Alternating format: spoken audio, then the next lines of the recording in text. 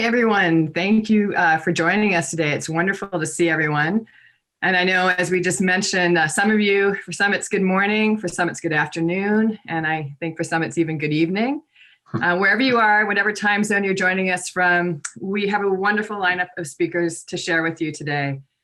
I'm Nancy Coulter Parker. I am the Director of Content and Insights at Regenerative Rising and the content creator for this summit and the Regenerative Earth Summit series. I'm honored to step into this role to support Selene Dieras. She's my good friend and the founder and executive director of Regenerative Rising. If you've been to an Earth Summit before, you've seen Selene at the front of the room, but this time around, she's just had to press pause to focus on her own healing journey. But rumor has it, we might see her in the audience over the course of the next 2 days. So hopefully we will. Behind the scenes here, I would like to thank David Hauser and Tay Lati from the Regenerative Rising team, who've been instrumental in making this event happen, and the team at In Rhythm, who have also been invaluable partners as well. But now I'm delighted to introduce your hosts for this summit, two experts in the regenerative field, Elizabeth Candelero and Trey Cates. Elizabeth is the former president of Demeter USA. She's worked in both the nonprofit and for-profit sectors and believes passionately in the role of business to drive social mission. After leaving Demeter, she relaunched Studio Airstream, a strategic marketing practice focused on connecting brands to consumers through their hearts. And yes, that's an Airstream in her Airstream office in the backyard. Trey Cates is the founder and managing partner of In Rhythm. Trey consults with organizations across industries and around the globe. He's proven to be indispensable in helping organizations design, develop, and implement their purpose for the future. You'll hear more about In Rhythm later this morning. Now over to Elizabeth and Trey. Enjoy. Nancy, thank you so much for that introduction, and thank you so much for everything you've done to make this conference happen. I also want to say to Selene, we are standing on your shoulders to produce this conference, but we can't wait to welcome you back so you can stand on ours.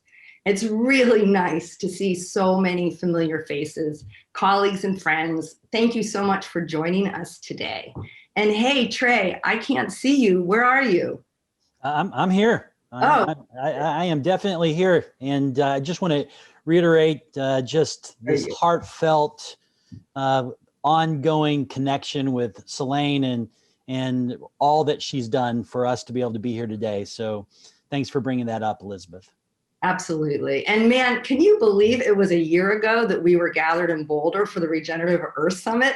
I know probably a lot of people here were there. Remember when we got snowed out? We were at the university, they got like a 1/4 inch of snow, and for some reason that just shut it down and we had to move to the Boulderado Hotel. Yeah, it was absolutely incredible. And so much time between now and then, lots happened to where we are today. What a year. Oh my goodness. Incredible. Let me just say this.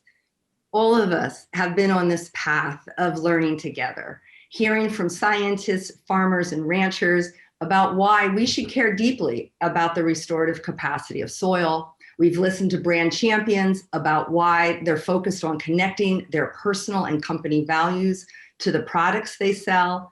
We've heard from financial experts laying out why we need to rethink our financial system. We've highlighted why diversity is a base requirement for any truly systemic change. And Trey, I know you're with me on this when I say it's time to move from the why to the how. Absolutely. That's right, Elizabeth. And that's why we've designed the next 4 conferences as a 4-part series, really focused on accelerating the conversation from regenerative learning to regenerative action. And for the next 2 days, we'll focus specifically on the personal. We're going to think about regenerative leadership within the context of organizations, communities, and global efforts, and how to lead and influence your organization to implement regenerative principles. And then part 2, which will take place in December, will focus on the how within the context of farms and brands. And then we have 3 and 4 later in 2021, which will focus on systemic change and consumer education. And we're excited about all of this. Fantastic. I can't wait to get started. But first, Tay wants me to tell you a few housekeeping details. And I want to acknowledge Tay Latte, who, in addition to being just awesome, is Regenerative Rising's events and communications coordinator. She's in the Zoom room here for you for tech support. So if you're having any technical issues, do send her a direct message in Zoom.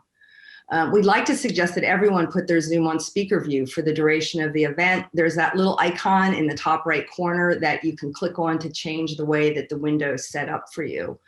Please keep yourself muted unless you're speaking. And it looks like everybody has their name already on Zoom, so that's really great. We get to see who's in the house. We're going to have a few breakout sessions today and tomorrow. There'll be small groups. You'll see a prompt to join a group. They're automatically generated, so you may be in with the same person or people twice. If there's no one in the room when you get there, just exit and you'll get reassigned. We'll keep track of the time you have during those breakouts. You'll see it, the amount of time left pop up in the upper quarter of your Zoom window as either a blue or green notification. We are going to have some Q&As after a few of our keynotes and panels, so be sure to post your questions in the chat during those presentations. And lastly, we had so much to share with you that we don't have any scheduled breaks on either day. So please step out as you need to stretch your legs, fill up your coffee cup, or here in London, perhaps get your evening gin and tonic ready. Yeah, who needs a break on Zoom, right? Exactly. So, that's right. So let's be sure to give a big shout out to our sponsors at the Galvanized level. These companies are sponsoring all the Regenerative Rising events through April 2021.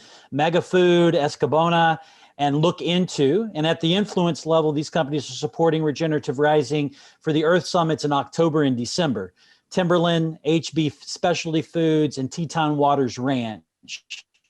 And then we also have the Spark level sponsors, when we have Intertribal Agricultural Council, Gaia Herbs, Pipeline Foods, and Rossetti Foundation.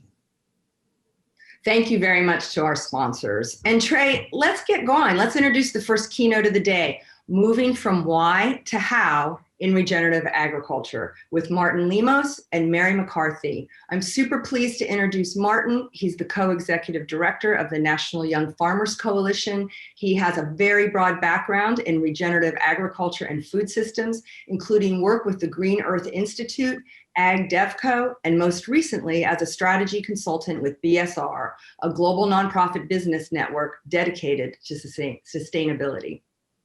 And Mary McCarthy is the principal strategist for Forum for the Future, focuses on sustainable nutrition work aimed at transforming the agricultural system to deliver regenerative ecosystems, provide nutritious foods, and improve farmer livelihoods. Mary leads the forum's efforts to accelerate the transition to regenerative agriculture in the U.S. in particular by working with diverse stakeholders, collectively activating their expertise, resources, and influence to deliver a net positive environmental and social outcome. Remember, everyone, we're going to have a short Q&A session at the end of the talk, so please add your questions for Mary and Martin in the chat. We'll be capturing all of your questions and lifting up some common patterns and themes to ask our speakers during the Q&A session. So welcome, Martin and Mary.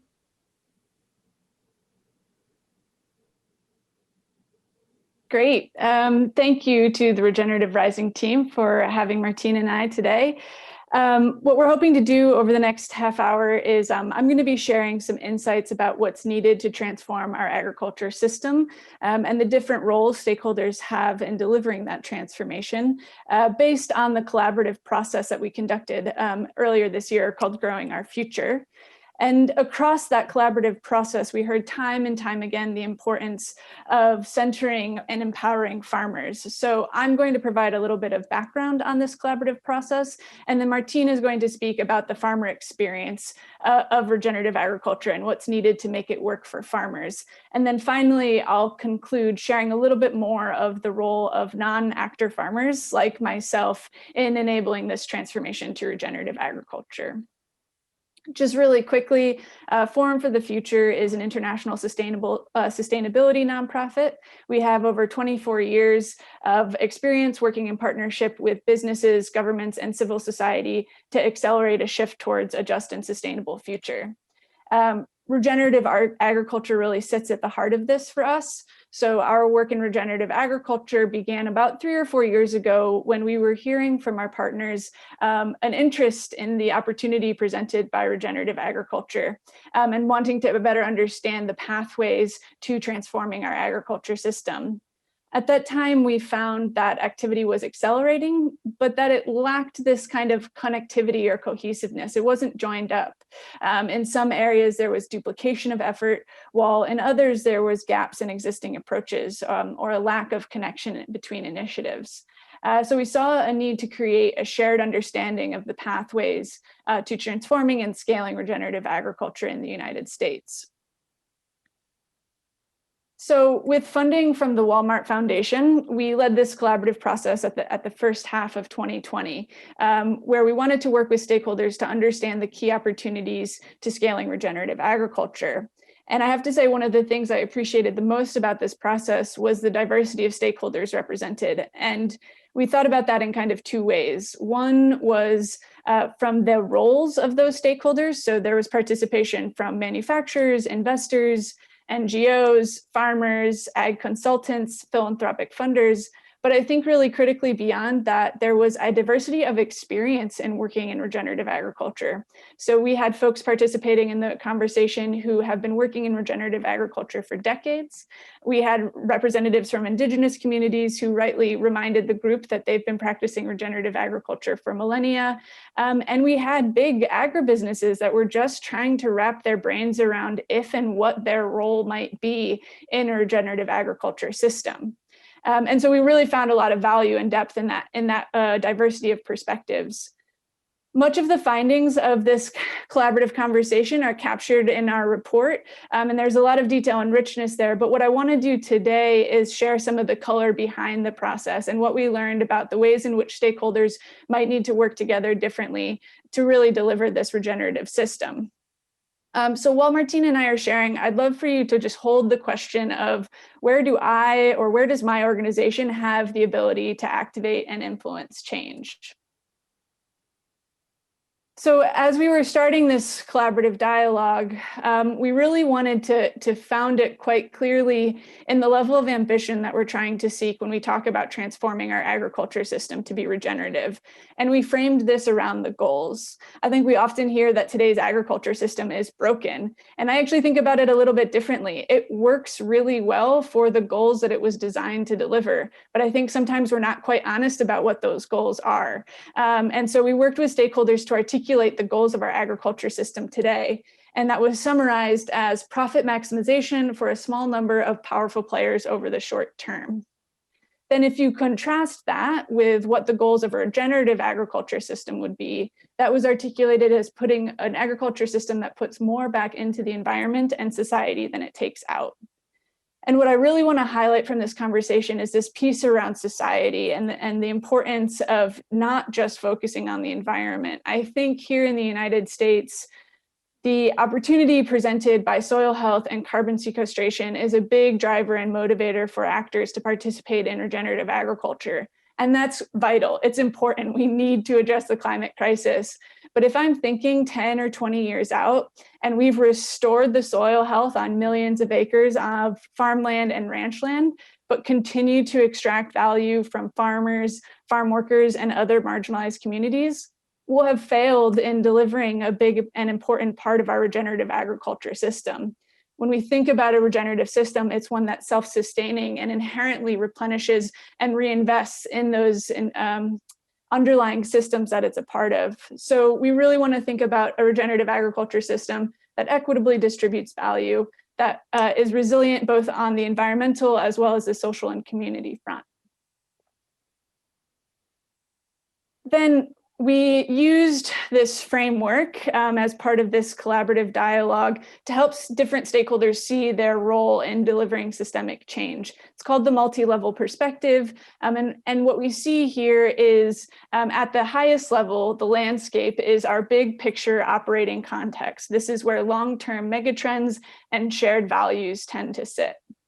Then along the bottom, we have the niche, and this is where new ideas, concepts, and innovations emerge and percolate until they begin to mature and edge into the mainstream market. And in this framework, that's called the regime. And this is just where day-to-day business as usual exists. And in the regime, change tends to happen incrementally. And so in this framework, when we think about systems change, it's when pressure from the landscape and innovation from the niche creates pioneering new practices in the regime. Now, this is just a framework, but it's one that we use to help sort of structure this conversation and the findings of the report, because it allows stakeholders, both if they're sitting at the landscape level or the niche, to really see their role in affecting change. So with that grounding in conversations with stakeholders, we worked with them to identify the most prevalent barriers that are preventing the uptake of regenerative agriculture practices here in the US. I have a feeling a lot of folks in this conference are very familiar with some of these barriers, so I'm not going to go into them in too much detail, but I wanted to pull out two key threads that came out of this conversation about barriers. One is that policy and financial systems seem to underpin a lot of these barriers, that these are deeply connected systems that support part of the work that we need to do to shift to regenerative agriculture practices. The other is that there's a need for these barriers to be addressed simultaneously. We can't address them in sort of one-off solutions or siloed approaches. The example that I always use to explain this is farmer adoption of practices. We know farmers need to be a part of a culture that supports regenerative agriculture practices. They also need access to the research and training to know which practices are going to work well on their land. But if that's happening in isolation from a clear pathway to market, it's also not going to support their adoption of regenerative agriculture practices. So what are the ways we can be working in more deeply connected processes to ensure that we're addressing these barriers in tandem? And then finally, I think it's easy to focus on the challenges presented by the agriculture system and how difficult this massive transformation is that we're talking about. But we worked with stakeholders to talk about this idea of leverage points. And these are just places in a complex system where a small shift in one thing can produce big changes in other places. It has this kind of ripple effect quality. And so for stakeholders, they equate to areas for transformational change. And the group that joined us identified these 10 leverage points for change. We'll talk about them in a little bit more detail. Martine will touch on some of them as they relate to farmers, and then I'll follow up on a few that really the rest of us can think about how we drive. But I want to just really quickly talk through them, and that's at the niche level. We have empowering farmers to enable grassroots coalition building. We also have strengthening routes to market, mobilizing landowners, financing the transition. So these are all things that are kind of happening at that niche level to help these innovative practices reach the mainstream. As part of that, and sort of in that pathway, is investing in infrastructure. And then when we think about what needs to happen at the regime, we're talking about prioritizing nutritional benefits that's specific to the food system. I appreciate that regenerative agriculture is not just limited to food production. But then also recognizing and valuing ecosystem services. And then finally, at the landscape level, building and demonstrating the business case. And this really sits across actors in the supply chain, how we can engage with consumers to increase demand.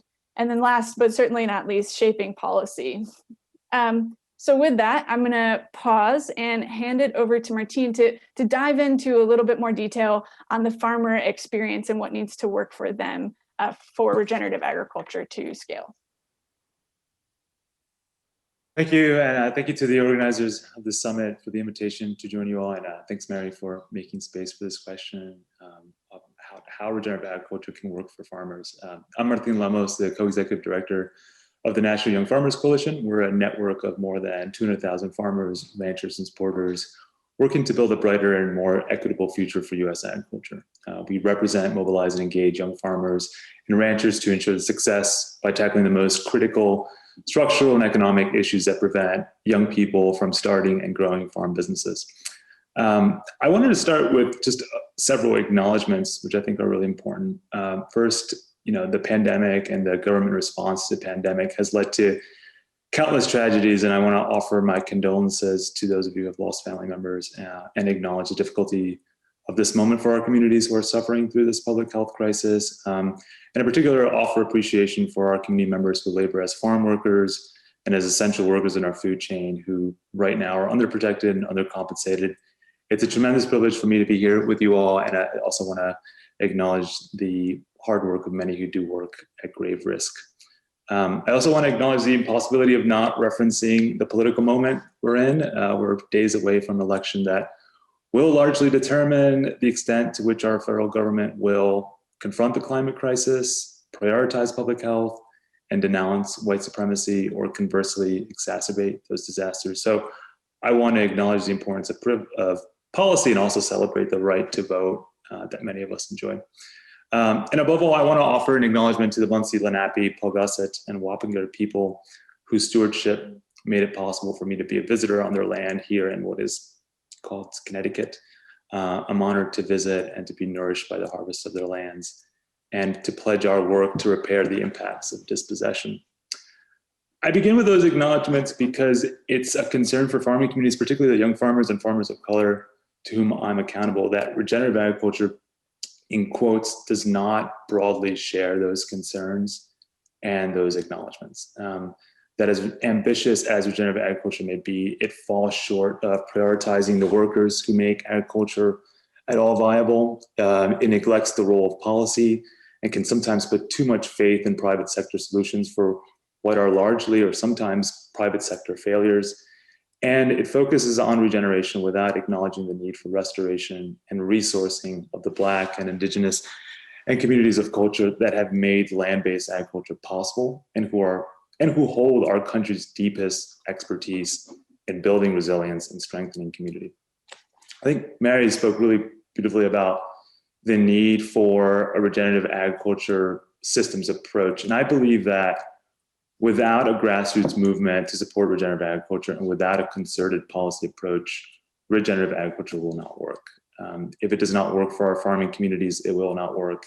If it does not address policy disincentives, it will not succeed.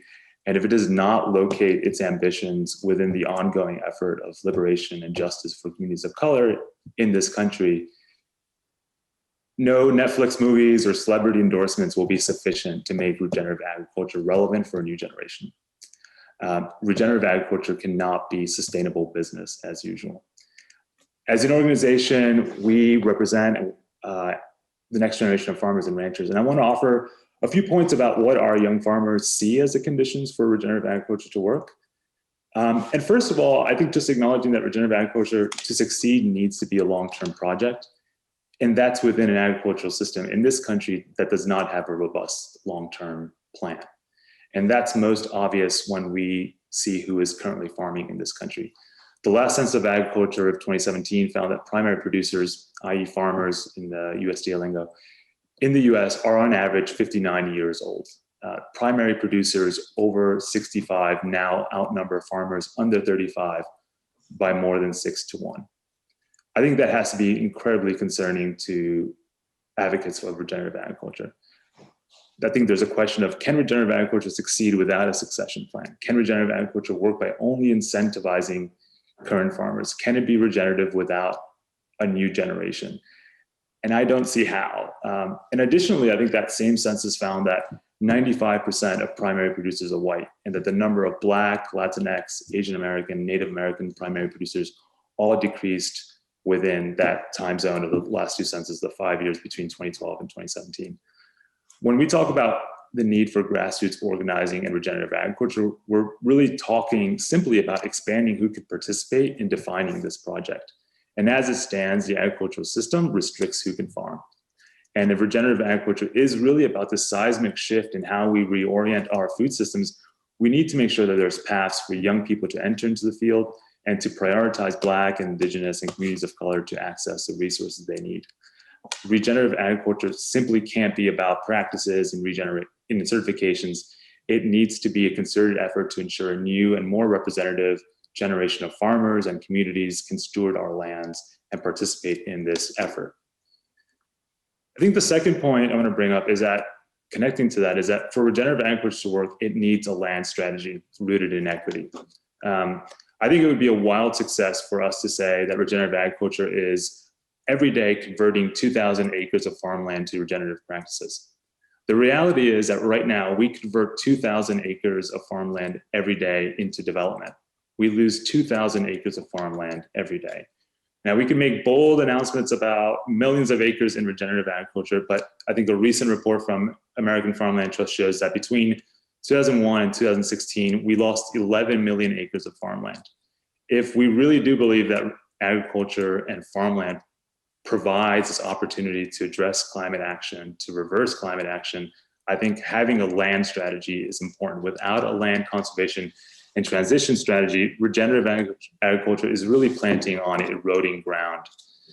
Agricultural land and those who steward it are essential to regenerative agriculture. Land determines who has the resources and the opportunity to succeed in agriculture, yet land ownership and access in this country are vastly unequal. That same census about the average age of farmers also found that 98% of all farmland is held by white farmers. We are at a pivotal moment. Each new USDA report shows that land is leaving agriculture. It's increasingly being lost to development, and that there are fewer farmers to steward our lands. As the average age of American farmers continues to rise, we anticipate that as many as 400 million acres of farmland are expected to need a new farmer soon. This land transition presents an opportunity to create more secure, equitable land access for young farmers and farmers of color, and it needs to be the priority for regenerative agriculture. If regenerative agriculture does not focus on land, it will make gains that will be washed away in the next farm sale. And the final point I want to make is that regenerative agriculture needs to engage on policy. The state of our agricultural system is a deliberate result of our ongoing legacy of policy, laws, and violence, oftentimes, that have dispossessed Black and Indigenous communities, that have limited opportunity to new entrants, and that have led to the agricultural crisis that we have today. The challenges facing the agricultural system are structural challenges, are system challenges, as Mary pointed out, and only public policy can address structural challenges. It's policy that determines whether future farmers have a fair shot at continuing their agricultural careers and whether or not regenerative agriculture will succeed. Our coalition focuses on making young farmers leaders in their communities so they have a seat at the table in local, state, and national policy decisions, because we believe that policy is a really important tool that farmers have to create a better farm future. We need policies that focus on land, that reverse the ongoing legacy of policies and laws that have dispossessed Black and Indigenous communities. We need policies that enable transition of farmland to working farmers. We need policies that endorse sustainable farming practices and provide funding for infrastructure improvement for those practices. We need policies that grant rights and protections to our farm workers and provide long-term security and residence to our migrant farm workers. We need policy that supports a comprehensive climate strategy with a robust perspective on agriculture.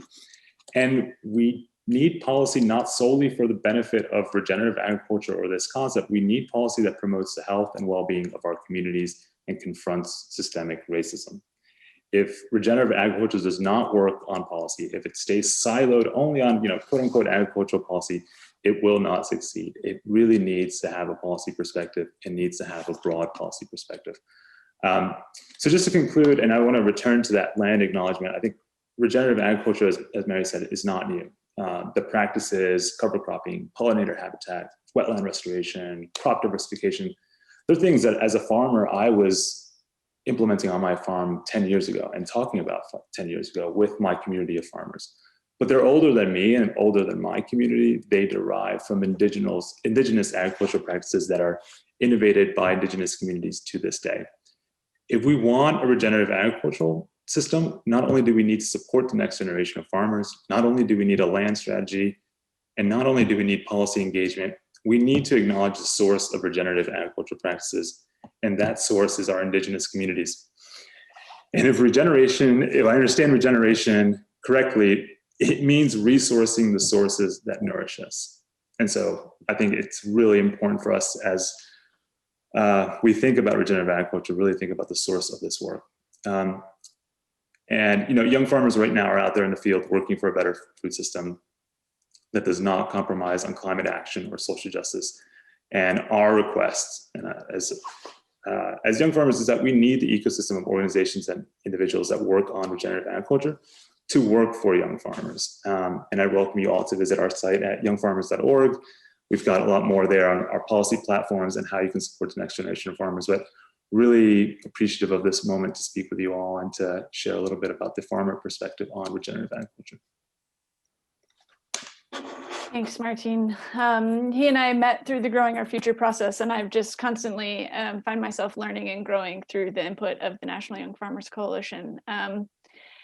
And so if we put farmers at the center, young farmers at the center, Black and Indigenous communities at the center, what are the roles of those of us who aren't farmers in supporting and enabling that transition and enabling the adoption of those policies? And those are some things that I want to just touch on briefly. And were captured in some of those ideas around leverage points. One is this very big bucket of creating financial mechanisms and market structures. And we think about that in 4 different ways, or our stakeholders identified 4 different specific financial mechanisms. One is in financing the transition, and this is really about the upfront capital required to support farmers to make this transition. To Martine's point around the transition of farmland to being developed, how do we help stop that, increase land access for young farmers, particularly those who are Black and Indigenous people of color? With the next point within that financial mechanisms piece is investment in infrastructure. This is one that I found to be particularly interesting because it came from those farmers and businesses who I think are a little bit further along in this journey towards a regenerative system. And that if we're embracing regenerative agriculture as diversified, in part as more diversified production systems, our entire farm and agriculture infrastructure system has been built up around primarily monoculture industrialized production. And so those farmers and businesses actually physically struggle to process, sort, and get their products to market. And that leads directly to the third component of the financial mechanisms, which is strengthening that route to market. So how can we instill confidence for farmers that if they're making this transition, they'll have viable pathways to support their livelihoods? What do procurement teams within businesses need to be doing differently? How do contracts need to look differently to really support those farmers? And then the final piece around financial mechanisms was about recognizing and valuing ecosystem services. I feel like this is very much the hot topic of today. There's a lot of activity and energy behind this. And I think that's really important and it's really good, but it's important to think about this as a tool in the toolbox of transitioning to regenerative agriculture as opposed to the silver bullet. And that's for 2 reasons. One, I think we run a little bit of a risk right now in the conversations around valuing ecosystem services, that it becomes just another thing that where we're identifying value within the system, but not actually delivering it to those who are doing the work to generate it. So how are we, again, really centering farmers and farm workers as we're identifying this new source of value? The second is, and this was something that was flagged in these conversations, was there's a risk associated with valuing ecosystem services that we're further commodifying nature as a part of this. Now, I don't necessarily have a solution to that because there is so much value and investment in thinking about ecosystem services, but I think it's something that we need to keep in mind and points to the importance of individuals doing the work to think differently about our agriculture system alongside these developments of new market mechanisms and these kind of tangible sources of solutions within the agriculture system. So then sort of moving beyond the financial mechanisms, we heard a lot, particularly across stakeholders actually, around building and demonstrating the business case. And so this is really just about ensuring that as we're making this transition to regenerative agriculture, thinking about more equitable value distribution, we're still understanding that they need to deliver thriving livelihoods for businesses and individuals who are a part of that. Then the other leverage point that I think really focused on sort of untapped allies was this idea around the nutritional benefits. And again, appreciate that regenerative agriculture is not just about food production, but understanding that we are facing some very serious public health challenges in the United States and more generally, and that there's a link between the nutritional quality of food that's produced regeneratively. How can we ensure that we're shifting the way we think about that and really working with public health advocates as an ally for supporting some of these public policy interventions that Martine has talked about, and really thinking about them as an ally to bring on board as we drive for this transformation. And then the final leverage point that I wanted to talk about was about engaging with consumers. And this one, I think we hear about quite frequently. And so what I want to emphasize here that we heard from stakeholders is that the regenerative agriculture movement can't wait for consumer demand, that the urgency of the climate crisis and some of the issues around racial equity are too pressing to wait for consumers to get on board, and that we need to be constantly working to educate consumers about how the things that they purchase are made, what goes into the labor, the soil, and how those are actually produced. So I appreciate that that was a little bit of a whirlwind tour of the agriculture system and what needs to happen to transition to regenerative agriculture. But I know, of course, across the course of the summit conversation, you'll have the opportunity to dive into each of those in a little bit more detail. And I just want to say thank you again for giving us the opportunity to have this conversation. And as Forum for the Future, we're hoping to continue to create the space in 2021 for diverse stakeholders to come together and move beyond what I think we did this year around building a shared understanding to actually driving shared action. So look forward to continuing to do that with you all. And welcome any questions that you might have. Mary, thank you so much for that comprehensive overview. And I know that there's a lot of interest in this group to be able to see the slides, which basically are encapsulated in the report that's going to be made, that is accessible for everybody. And Martine, oh my gosh, thank you so much for your call out of the farm workers who have been so deeply impacted by the pandemic, and for recognizing communities of color and Indigenous people as intrinsic to the regenerative farming movement, and to remind all of us the importance of getting out and voting, although I think with this crew, we don't have to worry about reminding them to do that. I'm super delighted now to introduce everyone to Jeff Sue, Managing Director of Regenerative, who's going to be leading our Q&As over the next 2 days. Jeff has a diverse and international career as an ecologist, an executive leader, a consultant, and most interestingly, a holistic psychotherapist. Throughout his career, he has applied living systems thinking and regenerative approaches to help organizations and networks address the most pressing environmental and social issues of our time. So take it away, Jeff. Great. Thank you, Elizabeth, and thank you so much, Mary and Martine. And thank you for all of your questions. Given the incredible interest and number of people we have on, what I'm going to attempt to do is just try to lift up some patterns and themes in the questions to try to address a lot of different thoughts at once. So I wonder if you could both address, you mentioned very interesting, this idea of sort of levers of change. And Martine, you mentioned, really centering BIPOC and Indigenous voices, community voices.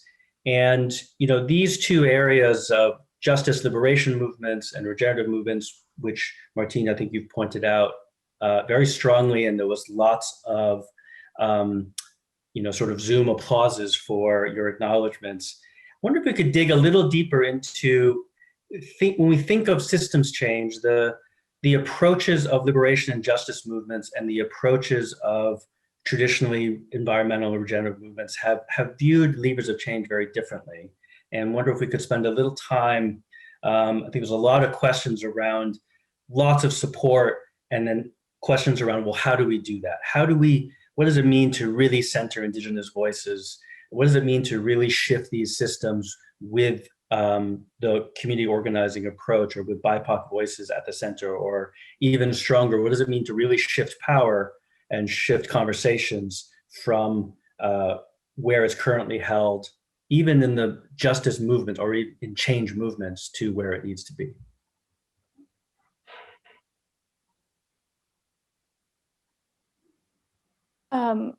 I think Martine is probably a better place to answer that question, but I might just start with, from the business community and the incumbent stakeholders that I have a tendency to work with more. I think it's a really challenging question, and I'm not sure that I have a clear answer to that, other than two thoughts. One is I really want to explore the role of accountability in working with incumbent stakeholders. How do we design programs and approaches that are truly accountable to the marginalized communities that are most affected by those activities, truly accountable to farmers. It's a question to explore, and I think one that I really hold. The other that I think came up over the course of the process was this just real tension around urgency for change, which is spoke with a representative from a farm working organizer, and they only work with incumbent stakeholders because they need to improve the lives of farm workers who are at risk today. And it means working with big, powerful players in our ag system. And so my personal perspective is that we need both, and we need to be working with incumbent stakeholders in such a way that we are shifting power and we have accountability to that. Yeah, I think those are really, really good questions. It's a tough question that we work on as well as a policy organization, advocacy organization, whether we think about legislative approaches, right? And so, working with incumbents, as Mary says, the literal incumbents of the halls of power, and then also how we think about movement, right? Movement building, and how do we think about policy change outside of capital P policy, but looking at kind of the ways that we build, shift narratives, change stories, amplify new voices, and kind of create new solutions that are maybe able to exist outside of policy as much as they can. I think, it's a little bit of all of the above at this point, right? We know that the crises that we're facing are significant crises. They're existential crises. They're crises of violence that have deep ramification and impacts and on communities of color. And so I think we need to kind of use all the levers that we have. And I think some of that, for me has been, engaging in conversations like this, right? And then also engaging with our farm worker communities and working with our farming communities to think about policies from their end. So I think we have to kind of have a really open mind about the ways that we engage on this, and a kind of all of the above sort of approach. We need a concerted approach for this because it's going to be a structural challenge, structural solutions that we need.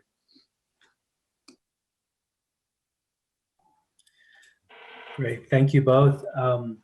Just to follow up on that, there are a theme of questions around, actually, if you had to, how do you weigh up where to focus energy on these different levers? So some questions around, of course, policy is important, but what's the role of entrepreneurship? What's the role of free markets? And of course, built into that question, or those themes of questions, is if we're thinking about different worldviews and lifting up indigenous voices. So what assumptions are we making by saying a free market approach is a lever of change? And how does that intersect with these conversations around racial equity, in particular, indigenous knowledge, indigenous views?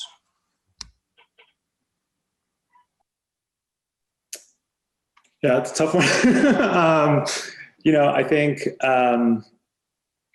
we have to be cognizant now as a community of practice in agriculture that agricultural system is not a free market system in the US. It's not divorced from policy interventions. It is not existing in a vacuum outside of policy decisions. It's actually very much a result of policy. There's no other way you can explain the land access to land tenure situation. There's no way you can explain the impacts of the agricultural system on our communities without looking at some of the very real policy implications, whether it's something like the Homestead Act and the dispossession that came from that, whether it's looking at bracero programs and the kind of beginning of migrant farm worker labor and exploitation, or looking simply at the subsidy systems that we have now in terms of looking at our land access opportunities, our mechanisms for transition of land. So it's very difficult to say, to separate, the free market or the kind of market solutions, private sector solutions from public policy solutions. Particularly for us, we focus on land, and land is largely determined by our public policy decisions, whether it's at the local level with zoning or at the federal level with land management and public lands. So I think it's difficult for us as an organization who have seen so many impacts on young farmers and young people getting into farming. I mean, I didn't even touch on student loan debt, which is a big barrier to young farmers getting into agriculture. And a lot of that is obviously determined by our public policy. And so I think it's very difficult to say, well, we can develop a solution in isolation from public policy, because it will impact, it does impact, it has impacted, and it plays a major part in the way that our agricultural system is constructed, from the foundation of land to subsidies to markets. And I might just add, as I mentioned, public policy really came across as one of the things that underpin so many of the challenges in our agriculture system. And I, to the question, I would kind of push back on the desire to elevate one leverage point over the other, but I think instead reflect as an individual or an organization on where you have the capacity, influence, and power to affect change against the set of leverage points.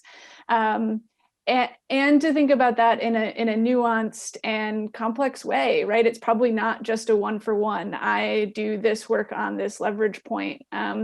The thing that came up in the virtual workshop that we hosted was the tendency within corporations to drive particular pilots or programs within their sustainability departments, while their policy and public engagement teams are driving for completely counter goals, right? So how are we thinking about across our organizations what the role is in tapping into these different leverage points, and where do I as an individual have the ability to do work across multiple connected pieces?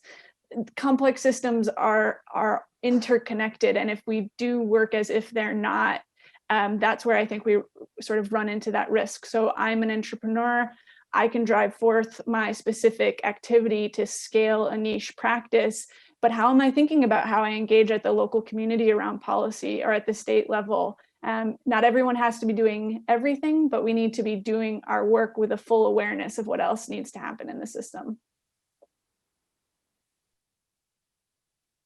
Wonderful. There's getting into some more specifics here. There's a thread going around some studies around the labor needed for regenerative agriculture and the potential opportunities and barriers that might impose. There's some questions in the chat around specific studies and scientific studies, economic assessments, but curious to have you both address the conversation more broadly, just when we think about the labor intensiveness or shifts in what it would mean to move from this industrialized system. What do you see as the opportunities and potential barriers there?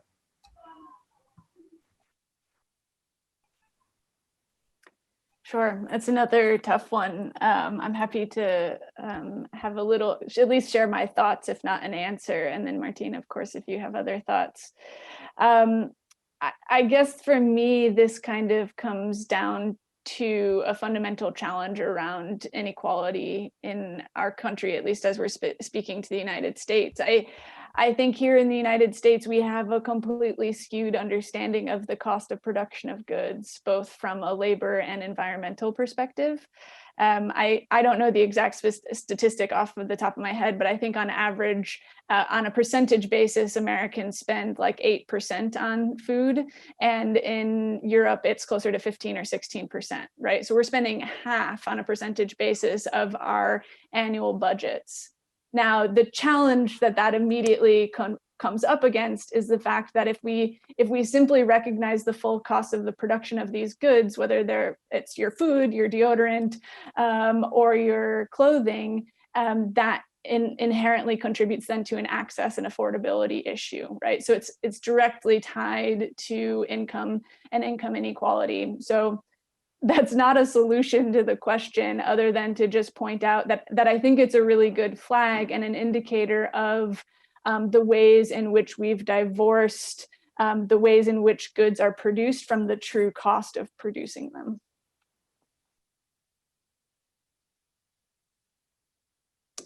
Yeah, I don't know if I've got more to add to Mary's point. I think Mary's point is right on. It's about a bit of pricing component. I mean, for many of our farmers, labor access is a really tough part of their operations. Many of our young farmers are farm workers themselves, right? So they're working on small acreages. So they are both the farm managers and the farm workers. There are some who are scaling up and are seeking out apprentices and bringing on farm workers. And it's very difficult to do that while providing a living wage. And I think part of that comes to pricing, and some of that comes to markets, and some of that is also public policy too, right? We need to acknowledge in this country the dependence of our labor system on farmers of color, particularly farm workers of color, and how much of our public policy system incentivizes kind of exploitation of these farm workers. So, I think the labor issue is a really tough issue. I think, as we've been kind of speaking to, I think it requires a systems approach. Some of it has to be a public policy engagement. Some of it has to be private sector responsibility, but it has to be a kind of combined systems approach to address what is a fundamental requirement for regenerative agriculture, is that we need to make sure it's sustaining and healthy for the folks who are contributing labor to make it happen. We work a lot as young farmers on behavioral health as well, and mental health among farming communities. And that's a major issue as well. And I think so, in addition to like the compensation aspect of, whether or not farmers and farm workers are being paid sufficiently, they're also being challenged with shouldering a lot of risk in this agricultural system. Climate risk, the risk of managing through a pandemic. If you're a farmer of color, managing through the risks of systemic racism. If you do not have citizenship or documentation, managing through the risks of raids, and while also doing all of the work that is required on a farm. So in addition to the compensation piece, which comes to price, I think there's also an element of respect and dignity for working families and workers in farming communities. Great. I'm going to pose one last question, and then we're going to move on. The theme of these 2 days is really the sort of role of leadership, the role of an individual. So love to just hear your comments to everyone from that perspective. And when we consider everything that's been discussed, an amazing discussion, what's the internal kind of leadership qualities, or what can we all do individually from whatever context we're in, whatever seat we're in, to support all the themes that both of you brought up?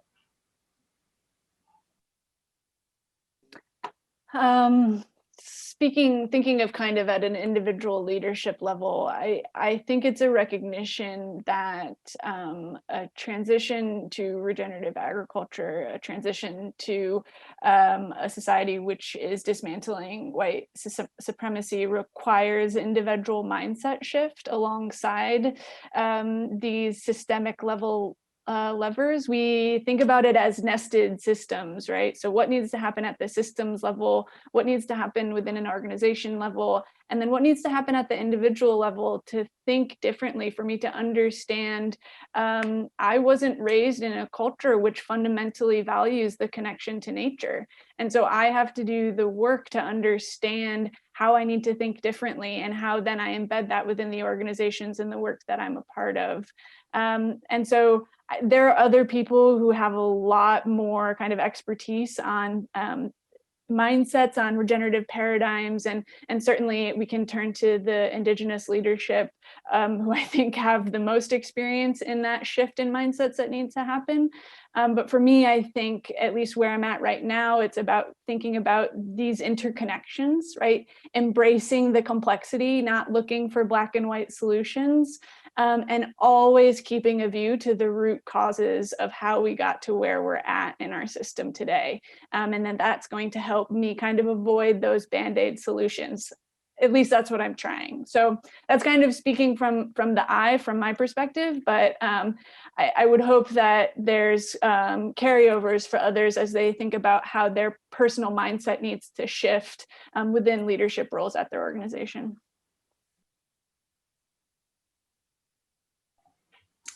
It's very tough to go after Mary because she's so eloquent. Yeah, I think the focus for us is on accountability, right? And I think we're in this place now as a society, I think, and as a movement where we are recognizing the need to follow through with ideas and follow through with concepts, and to really start putting into practice things that we talk about. Things like resourcing our BIPOC communities, things like respecting land sovereignty, respecting land. And so I think finding that accountability and knowing that it's insufficient for myself even to say, like, I am doing well on this project, right? Like, there needs to be an accountability, there needs to be an evaluation process, there needs to be a space for that kind of feedback. And I think just looking at the chat, I mean, it's also important to step back, and it's such a privilege to be given a keynote space, but I'm sure there's so many people in this call that have so much expertise and wisdom. So I think for me, it's always a process of making sure I'm stepping back, yielding to the expertise in the community, and then prioritizing the communities of color who have expertise and leadership in this space. Wonderful. Thank you, Mary. Thank you, Martine. Thank you all for your questions. And I will pass it back to Trey. Thank you, everyone. What a wonderful conversation, and the opportunity to continue to educate ourselves and bring this conversation forward in multiple different facets. So glad to be here as a part of this conversation and community that's desirous of something different for all of us way into the future. I come now to offer a little bit of a perspective. I'll do a little bit of introduction of In Rhythm, and then move into a conversation that I think is quite applicable, and even coming after Martine's and the conversation around Mary and Martine's subject. We are a design and management firm that really focuses on reframing the idea of regeneration.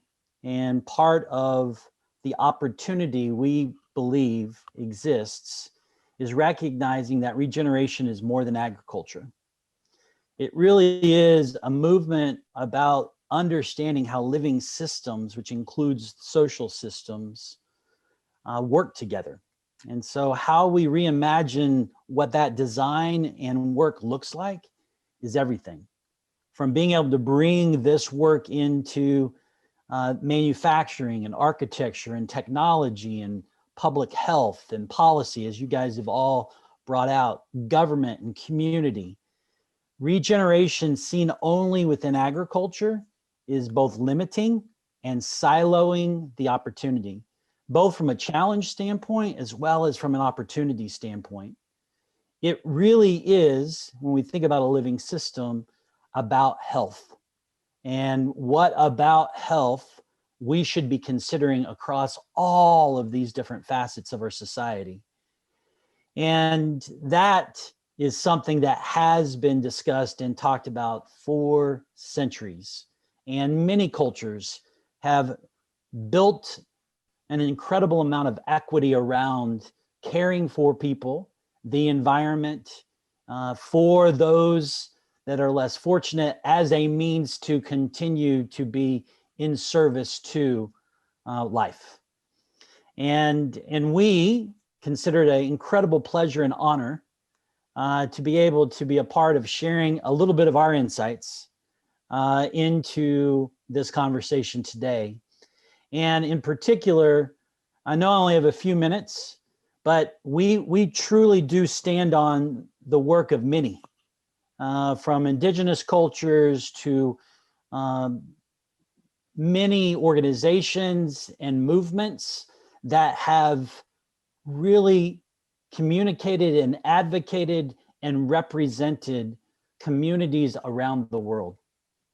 And I personally feel like we're in a place of where, you know, a lot of what we're doing is reaping and beginning to harvest a lot of the work that has been done for a long time, where there was a lot more backlash. And right now, regeneration is experiencing a significant surge, and it has the opportunity to continue to be a meaningful movement, but it also is wrought with the potential of being seen as a program or a project when it really is representative of something more deeply held around health and vitality and well-being.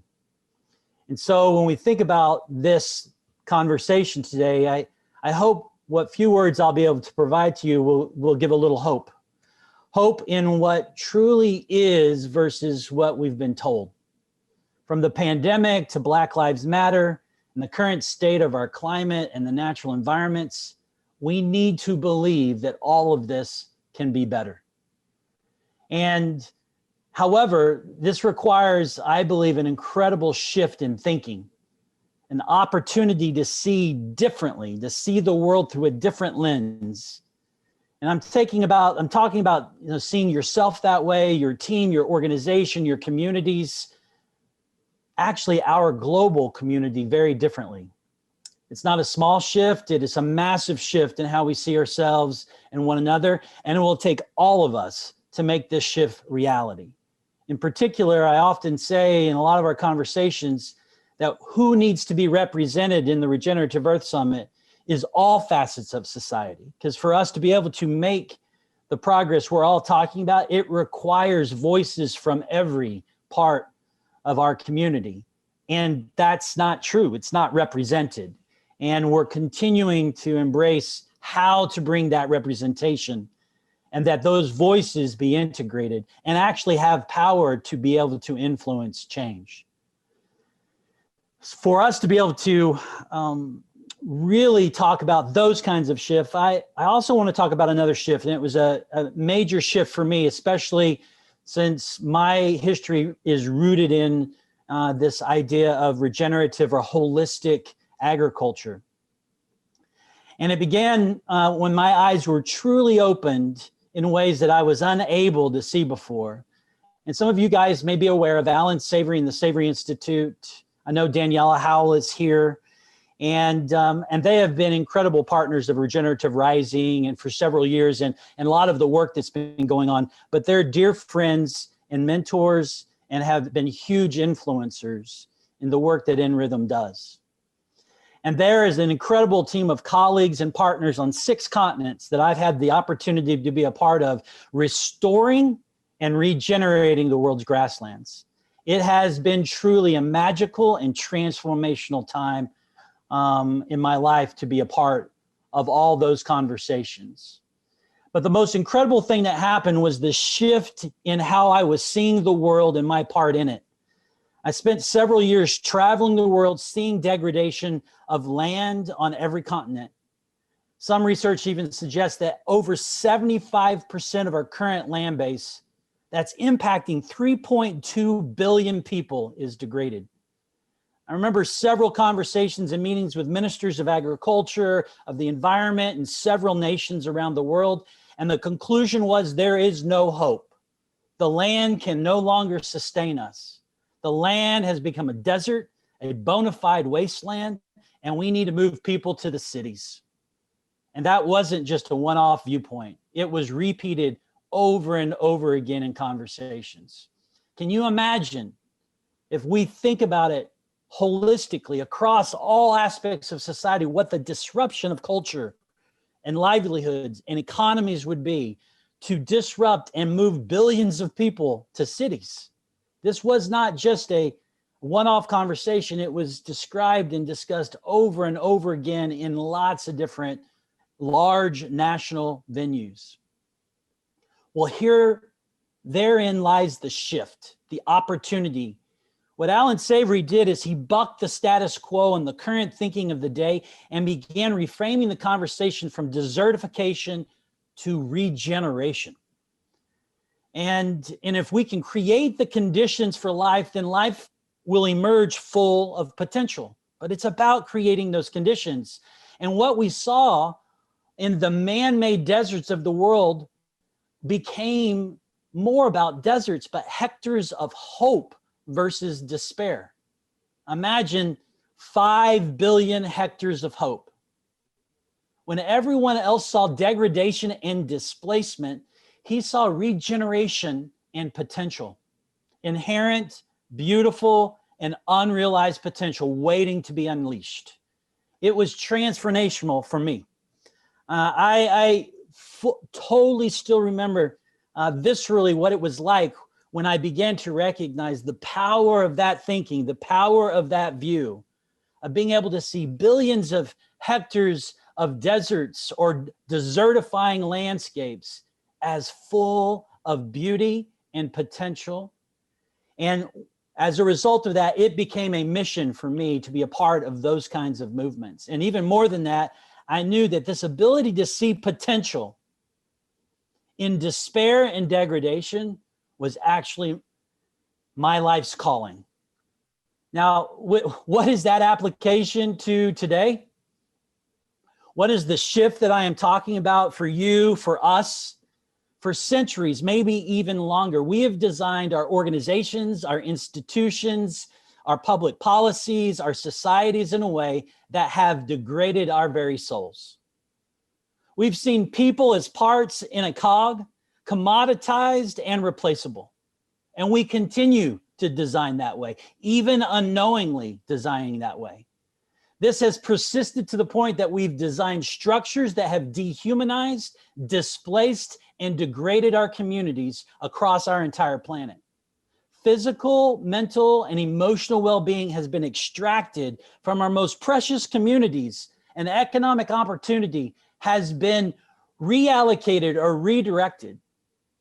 In actuality, what I often say is we've reduced our soils to dirt, our people to parts, and societies to machines that have killed the very life that sustains us. But I think we have a choice. We can see people in these communities not as wasteland, or as some people may see, as a burden with nothing to offer, or looking for ways to escape from redirecting energy and resources, or we can see this unrealized potential that the 7.8 billion people in the world is our biggest hope. It's not degradation, but it's full-on societal regeneration. They have a gift. We all have a gift, a beautiful contribution to the world we live in. The gift is unique to each one of us. We all have it, a uniqueness, a genius that we bring into the world. What does that look like for our institutions or organizations, our communities? To create conditions for your gift, your uniqueness to be realized in the context of your community. And there is no limitation. No one should be segregated out of that conversation or that opportunity. It is time for us to embrace a completely new mindset, which recognizes the inherent potential in all of us, in all of our communities. And instead of seeing our communities as a burden or a wasteland, we believe in the potential when life continues to create the conditions for more life. Industrialized agriculture began to tell us that for us to feed the world, we needed to use lots of chemicals and lots of inputs to be able to do that. And it's just not true. And for many of our societal leaders, there have been this belief that for our societies to move towards real productivity, real progress, that they need a few leaders to make all the decisions, and that is just not true. What does it look like for us to regenerate the potential and the health within communities by recognizing the uniqueness that we all bring, the uniqueness that comes from our unique ecosystems, the uniqueness that comes from our communities and the people that are a part of them. On a personal front, it's about embracing that belief, aligning our behaviors, and then designing our lives to put that beautiful genius to work. Too much time has been wasted trying to be a carbon copy of someone else. How about embracing a discovery process of understanding your deep why, aligning your passions, creating the conditions for your genius to show up in real connection and real relationship? We need our collective geniuses in the world. What would happen if 7.8 billion people were seen as a sea of potential versus a burden, with individual geniuses ready to be released versus capped and controlled and continued to be manipulated? This would change you. It would change me. It would change our communities, and it would change the entire ecosystem that we're members of. We cannot silo off any of this. Our national boundaries, our homes are not real separation. They're not, they are permeable. And we are as a part of so many different things that we need to embrace that permeability and recognize the lack of connectedness that we should be a part of as a society. You and those around you are worthy of this investment. The time to discover and reveal that deep genius inside of you so that you can release it to the world. Your uniqueness needs to be nurtured, developed, and released in a way that reframes the idea of leadership, not as top-down command center, but as a community working together to unleash the collective potential this world deserves to experience. Revealing genius in others should be one of the greatest priorities and motivations for leadership in the workplace, in our communities, and in our society. Yes, we are in the middle of a massive shift, a shift of embracing the life right in front of us. Life exists in our land. It exists in our soils. It exists in our organizations. It exists in our communities. Life exists in you. Let's move our focus from commanding and controlling to creating the conditions for the uniqueness of life to emerge. General Stanley McChrystal wrote this in his book, Team of Teams. The temptation to lead as a chess master, controlling each move of the organization, must give way to an approach as a gardener, an enabling rather than directing. A gardening approach to leadership is anything but passive. The leader acts as an eyes-on, hands-off enabler who creates and maintains an ecosystem in which the organization operates. What can we do to embrace that kind of mentality, that kind of mindset? The idea that there is a livingness in all of us. And embracing and designing around it is the best possible opportunity for potential. I just want to take a deep breath and say loudly, we are not machines. We are unique members of a living system. I'm going to repeat that. We are not machines. We are not cogs. You are unique. We are unique members, and we need to nurture that uniqueness and that livingness to be able to solve all the things we're talking about. It does not get there through industrialized processes. It will continue to degrade us. It will continue to separate us. It will continue to make it more difficult for us to connect in a way that could be transformational. There are so many lessons from nature, so many lessons from indigenous cultures, so many lessons from people if we just listen. Let's continue to take that deep breath and recognize the uniqueness of who we are, the uniqueness of the opportunity in front of us right now. And that with recognizing it, it truly can be a gift to you, a gift to your community, and a gift to all those who need it the most. Thank you, and thank you for your time and the opportunity to express these views today. So we're going to take a couple of moments and break into some groups. And what I'm going to encourage you is to have some deep conversations, to talk about what Mary talked about, or Martine, what questions came up, and to talk about what needs to shift in your mindsets, your behaviors, or your practices to embrace this idea of uniqueness and livingness, and how do you put it to work? That is really what we want you guys to do, is to break into conversations, to give you space to be able to ask that, and to begin to express what your action can be. So with that, I think we're going to break into groups. Thank you, Trey. I'm going to go ahead and open up breakout groups. There's going to be about 3 to 4 people in each room. And if there happens to be no one in your room, go ahead and leave that breakout room. You'll come back here and send us a message in the chat, and we'll quickly get you to another room as soon as we can. So you all will have about 7 minutes in these rooms. I'm opening them up now, and I'll go ahead and share the prompt that Trey shared with us in the chat.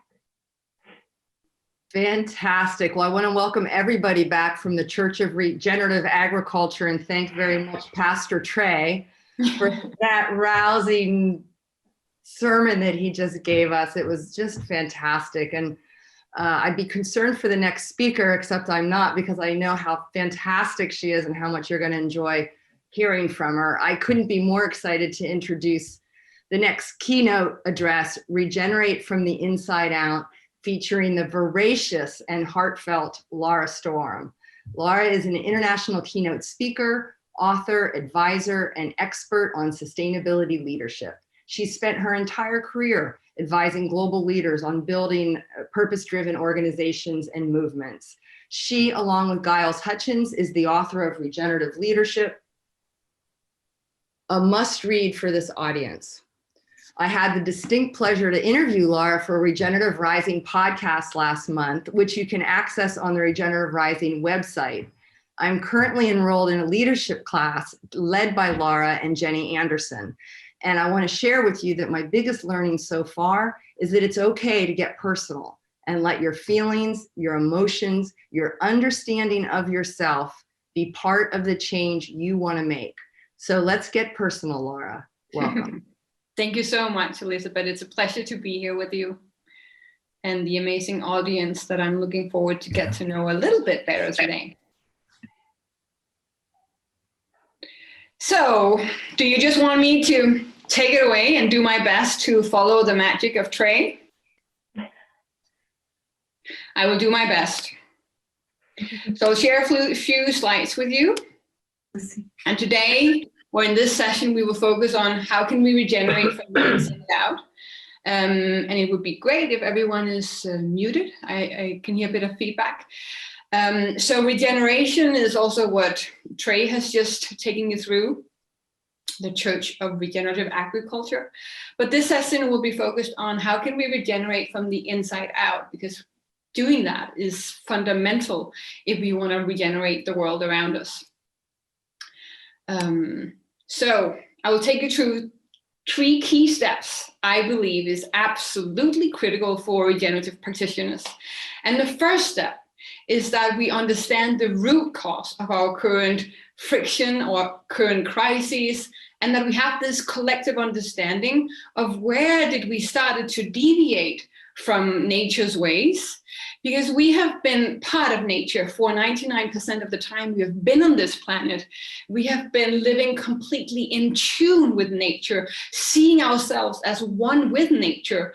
And across different ancient cultures, there were not one word describing nature as a thing out there.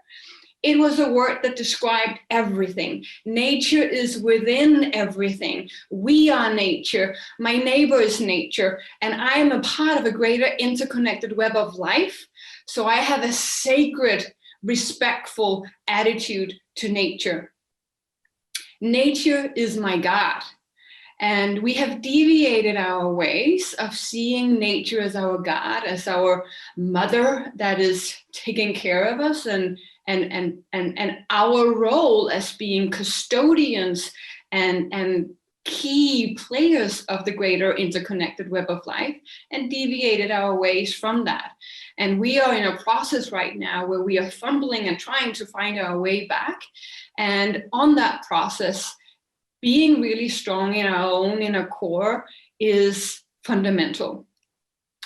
So where did we start to deviate our ways? It was really a long and slow separation, really, from humans and nature. But there were other things at play as well that I believe is part of the greater mix. So maybe Trey has already taken you through that, but around 10, 11,000 years ago, we started to, instead of moving around, constantly sensing into our environment as hunter-gatherers, we started to settle down. We started to farm the land. And we then started to build bigger and bigger cities.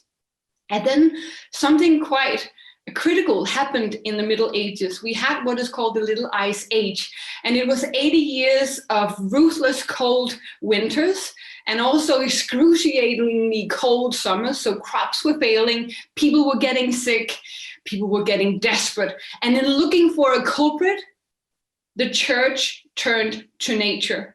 So nature was no longer something sacred. Nature was no longer part of us. Nature was actually an extension of the devil. And everyone who knew about nature's way, people with insight and knowledge of plant wisdom, midwives, or anyone who knew how to read patterns in nature or turn nature into medicine, were seen as an extension of the work of the devil. So the Pope issued 25 years into the Little Ice Age, he issued a papal bull. And in that, it said that everyone that had a close relationship with nature had to be brutally interrogated so we could extract fundamental wisdom about nature's ways for us to dominate and exploit nature to our advantage. So we could have our rightful place in the universe as masters of planet Earth. And one of the main interrogators was Francis Bacon, who's also the inventor of the scientific method and played a key role in the scientific revolution. You can see some of his quotes from some of his masterpieces here on the slide, but this really says a lot about this growing perception of how do we view nature as something to exploit, dominate, take control of, which really dominated a lot of the mindset in the scientific revolution. So the scientific revolution brought us great strides, and there's a lot to be thankful for, but it was also part of our collective history that reduced things to viewing things, instead of seeing things as an interconnected whole, we started to focus in on the parts. And we started to see nature and the universe as a clockwork, that everything could be put on a mathematical formula. Anything could be put into a box.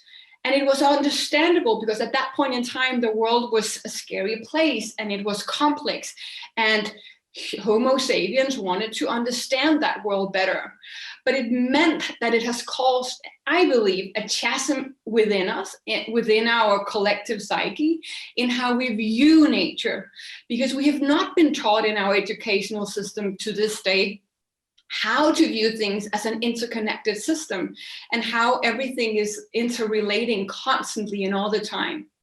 So this is some of the areas where we need to reclaim part of our true human nature. Another area where we need to reclaim our human nature is this sacred connection to nature. So these are some of the concepts that were forbidden during the scientific revolution. These are some of the concepts that we have to reclaim for us to live whole lives and for us to be a fundamental role in creating more balance in our inner and outer ecosystems. How can we start to reclaim the interconnectedness, the sacred attitude to life, the feminine? Because I believe that without this sacred relationship, we will continue to turn the living world into something we can exploit and dominate. And not only our outer ecosystems, also our inner ecosystems. So right now, because of this mindset, we are right now in the midst of the 6th mass extinction. We are losing up to 1,200 species a day, and we are the first species in history that is in the process of committing collective suicide. So this is not the only area where we are depleting ecosystems. We are also depleting our inner ecosystems. And we have never been so stressed and burned out and anxious. Suicide rates has never been higher than they are today. And all of this is part of the same issue. And we will never play a critical role in a regenerative transformation if we don't start to take care and cultivate and nurture our inner ecosystems, just as we do our outer ecosystems, and understand that they are part of a balance that have to go together. Or else we continue this negative feedback cycle of interconnected stress in everything in our society. So this is the negative feedback cycle that we need to address and turn around to a positive feedback cycle. But right now we are so stressed out of our minds. And when we are very stressed, our brainwaves are in a high beta mode. And when our brainwaves are in a high beta mode, it's simply impossible for us to think holistically. It's very difficult for us to be compassionate. We get tunnel vision, and we can only focus on the predator in front of us. And the majority of executives are spending their days in that mindset. And more of us are spending the majority of our day in that brainwave. And we need to address that. And we need to see this as part of the picture, instead of only addressing regenerative pieces of the bigger components as something out there. We need to have the lens go inward as well. So you can ask yourself the question, why is the most intelligent primate on this planet deliberately destroying our own habitat health and well-being? And I do believe we need to understand this important story of separation that we have been through during our collective history and start to reclaim the pieces that we have lost.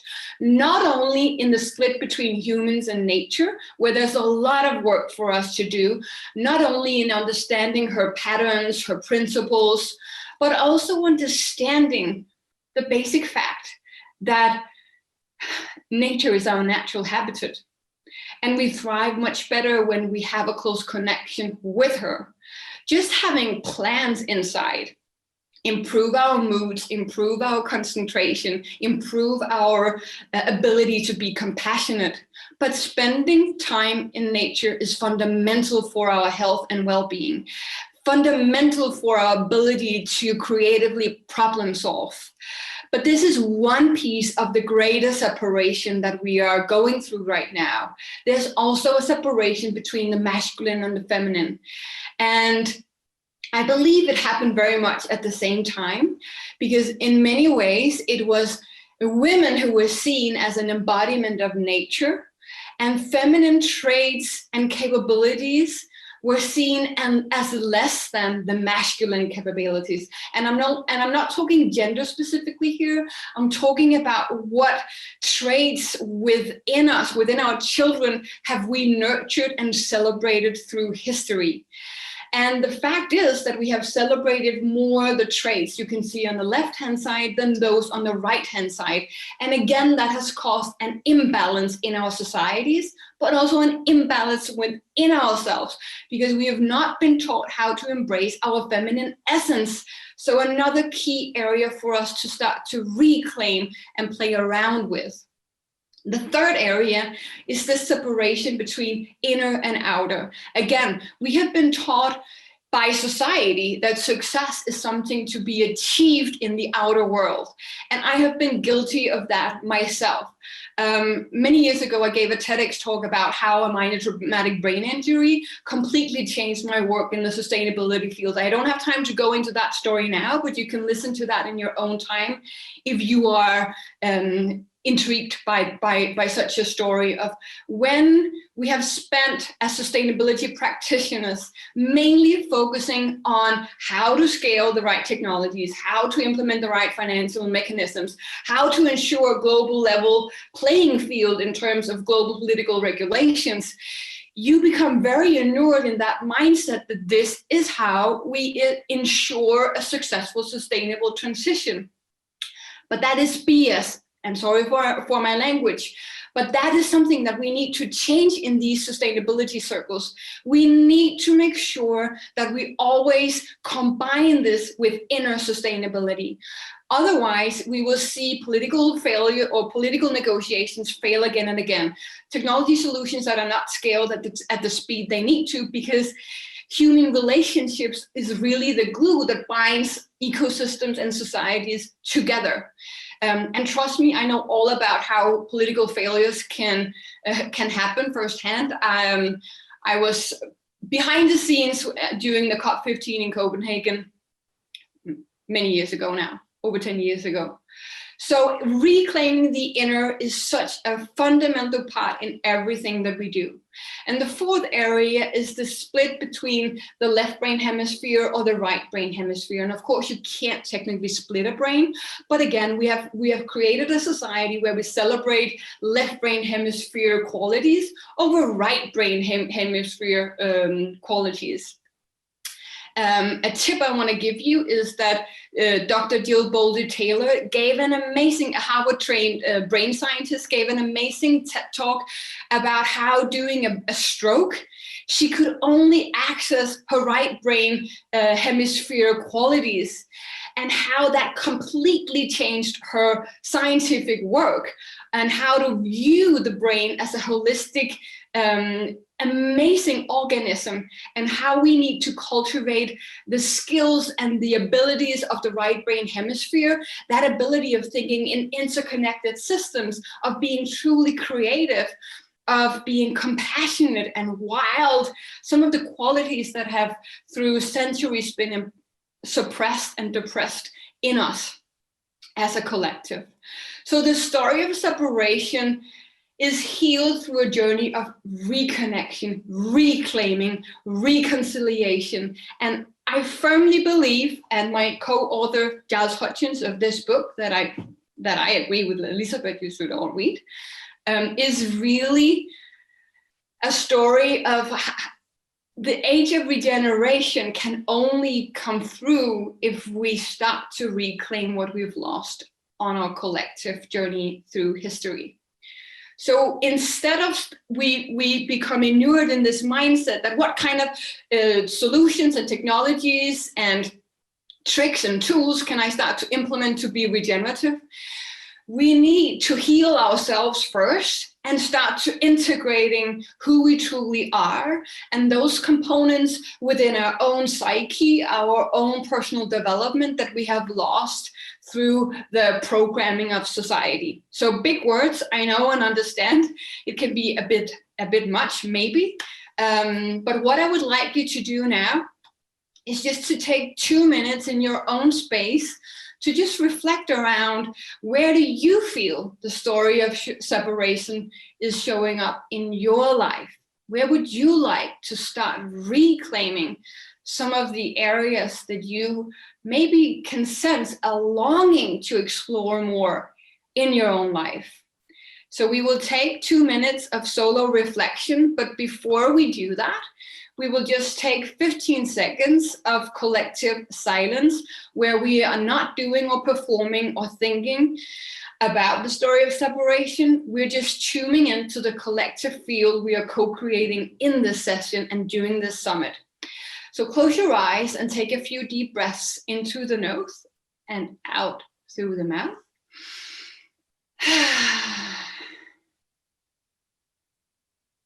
And just sense into the essence of gratitude for showing up and taking time to educate yourself and dive deeper into areas of regeneration. And we will sit together now for 15 seconds and just enjoy the delicious co-created vortex.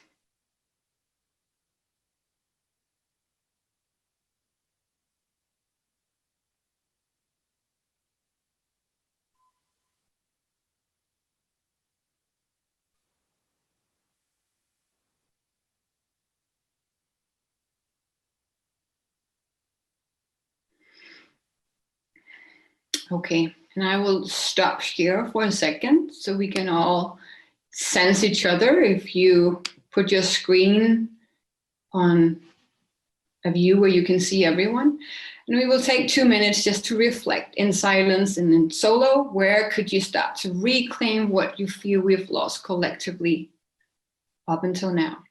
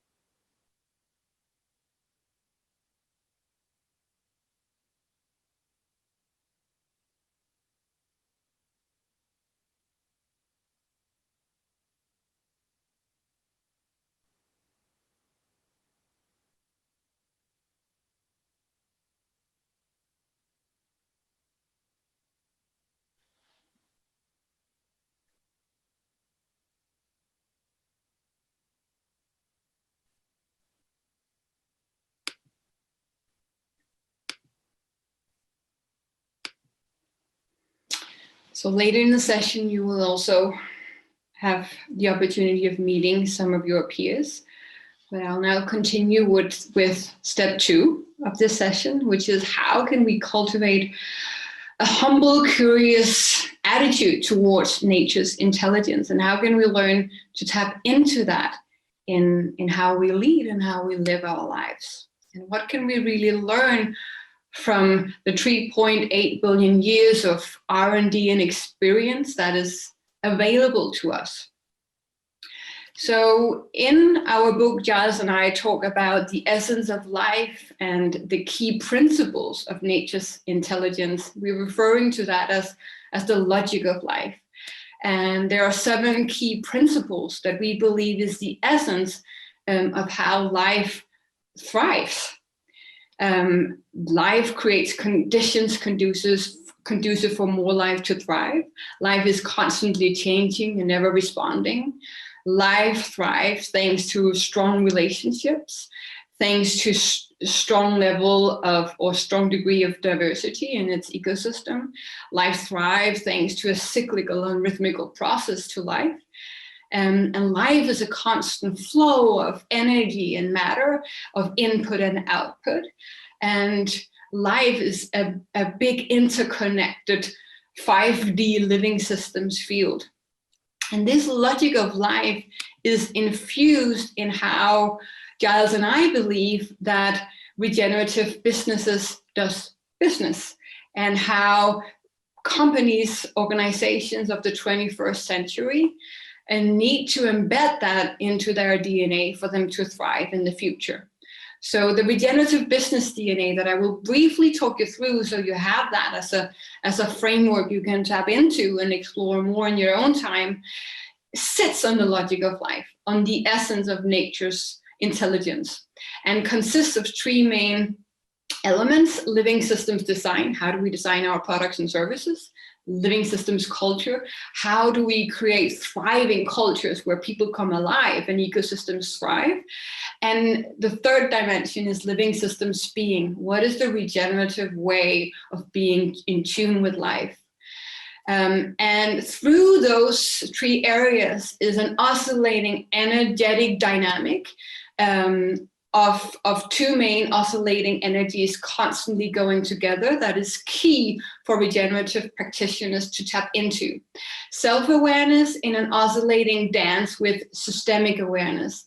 Self-awareness is that awareness around our own projections, trigger points, blind spots, that ability to cultivate our own inner being in a way so we don't drag out all our garbage into our outer worlds and into how we infuse the ecosystems we are a part of with negative energy.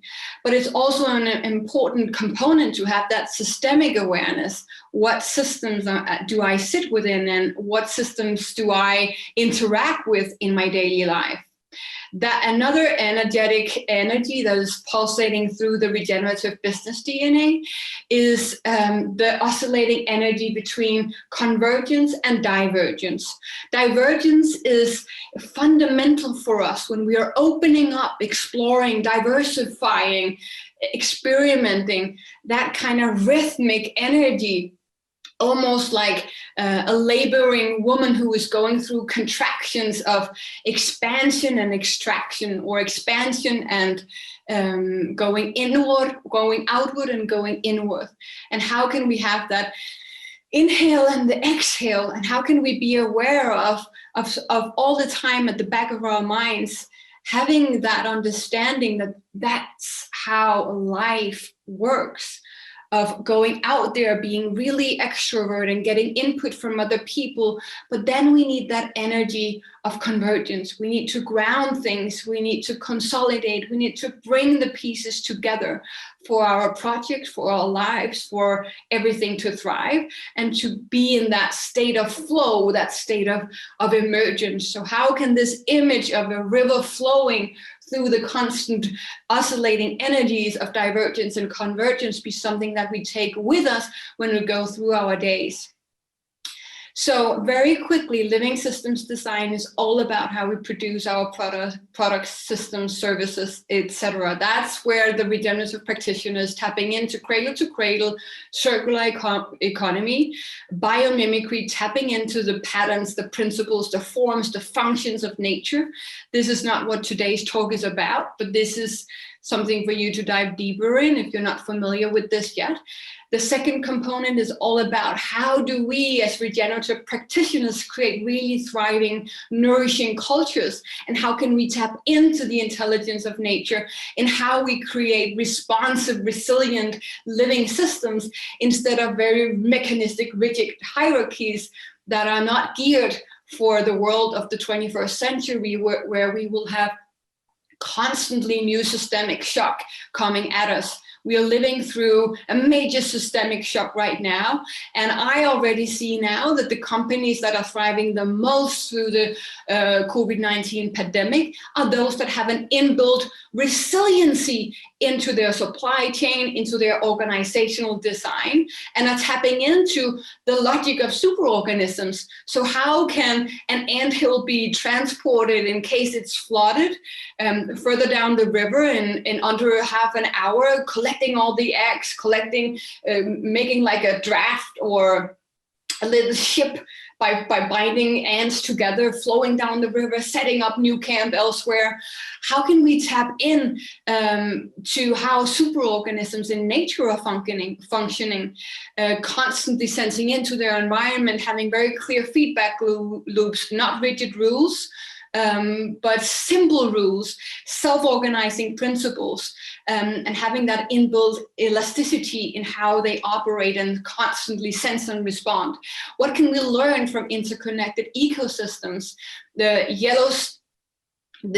national park in Yellowstone and what happened there when they removed the wolves, but inserted them back into the ecosystem, is a brilliant way of having an understanding of the interconnected relationships in every ecosystem, and why we know that some of the species that are around today are around because they have been great at cultivating really strong relationships in their ecosystem. So how can we have this mindset that everything in life is dependent on the quality of the relationships in the system?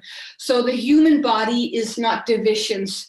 the human body is an interconnected, delicate system of relationships. And how can we have that mindset as well as regenerative practitioners? How can we have the understanding that life thrives thanks to diversity? We know from many studies done that those organizations with the highest level of diversity are also those that are performing the best financially.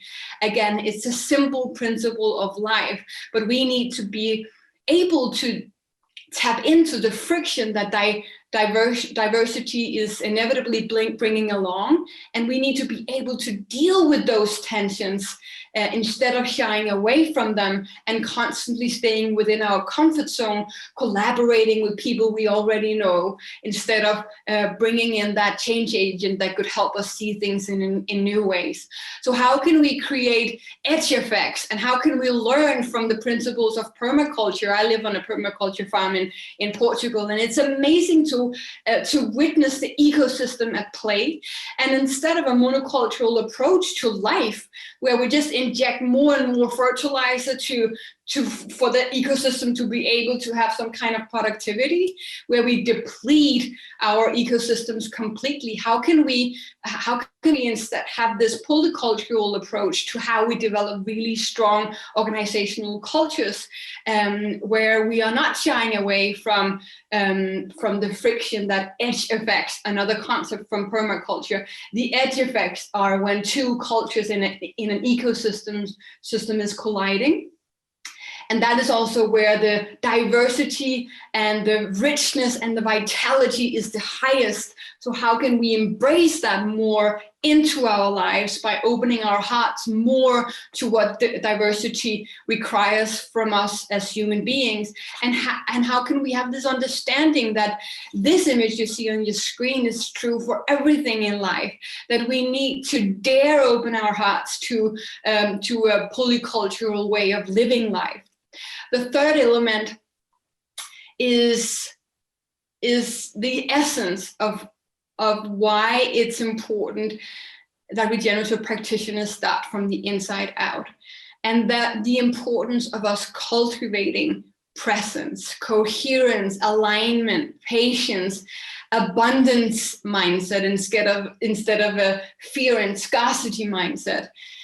And that ability to dance with life, that ability to becoming more human and integrating more of our dimensions, tapping into our somatic, emotional, and intuitive intelligences instead of just the rational intelligence that we have been so trained to apply to every solution. How about we become we tap into our super nature by applying a multidimensional approach to our intelligence? And how about we start to dance with the seasons and the rhythms of life? So in the Northern Hemisphere, we are going into autumn. And that is such an important energy for ecosystems to thrive, that we tap into the delicious energy of letting go, shedding leaves, shedding things that no longer serve. And the restorative, regenerative winter is crucial for ecosystems to thrive. Yet we have created cultures where we falsely believe that we could be in a constant spring and summer mindset. And that's just an illusion, and it's making us utterly sick. So how can we preserve time every day to cultivate the energy of each of the seasons, making sure that we also carve out time for a deep restorative autumn and winter, so we can revitalize our inner ecosystems to have more impact in the outer world? And how can we start with everything that we do and say and how we live our lives to align more with nature? How can our brain waves let go of being in that high beta brainwave and instead being more in flow with the energy of nature? So how can we understand how we all are constantly creating ripple effects? We are all our own living system. We consist of trillion cells, but we are also cells in other systems, our families, our communities, our organizations, our city, our country, and planet Earth. And how can we have that understanding that each cell has to be full of vitality for the greater system to be full of vitality. How can we truly embody that awareness? So what I would like you to do now is sense into how can we be more in alignment? How can we learn to deal with the friction and the tension of for example, opposites? How can we strive to move into higher alignment with regenerative consciousness instead of a degenerative, scarcity, fear-based mindset? And how can we understand that the essence of regeneration is to align with life? So what I would like you to do now is to reflect around how can I align more with life in my work? How can I ensure inner alignment? Ask yourself the kind of questions: does my path and my action feel true in my heart? Do I dare set healthy boundaries? Do I nurture my inner ecosystem? Do I take time to be in stillness? Do I take time to be in autumn and winter? And how is my leadership cultivating conditions for life to thrive?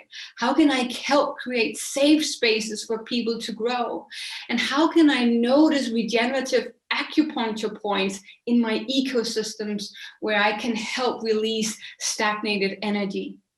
Those kind of questions are fundamental for you to explore, to create systemic activation and create important regenerative ripple effects.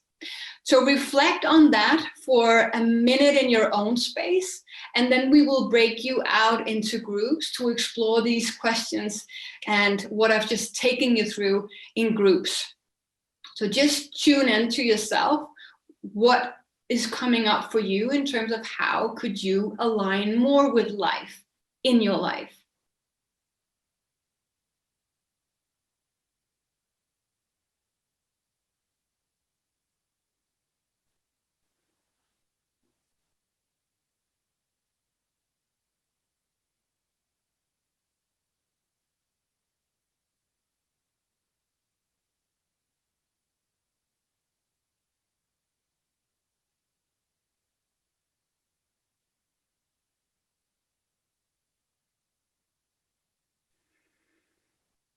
So how could you align more with life? How could you show up as the energy of life in everything that you do and interact with on a daily basis? That is the essence for regenerative practice.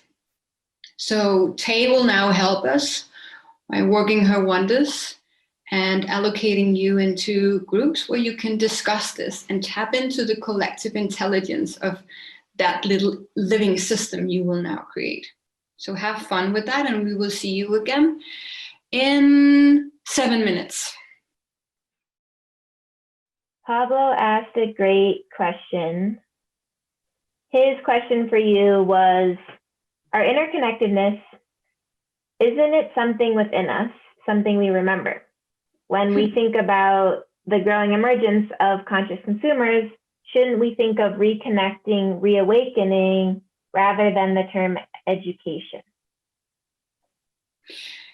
It is within us, and I was just talking to that with the two lovely ladies that were in my breakout room, that nature's ways are not something where we again need to study it as something in the outer world.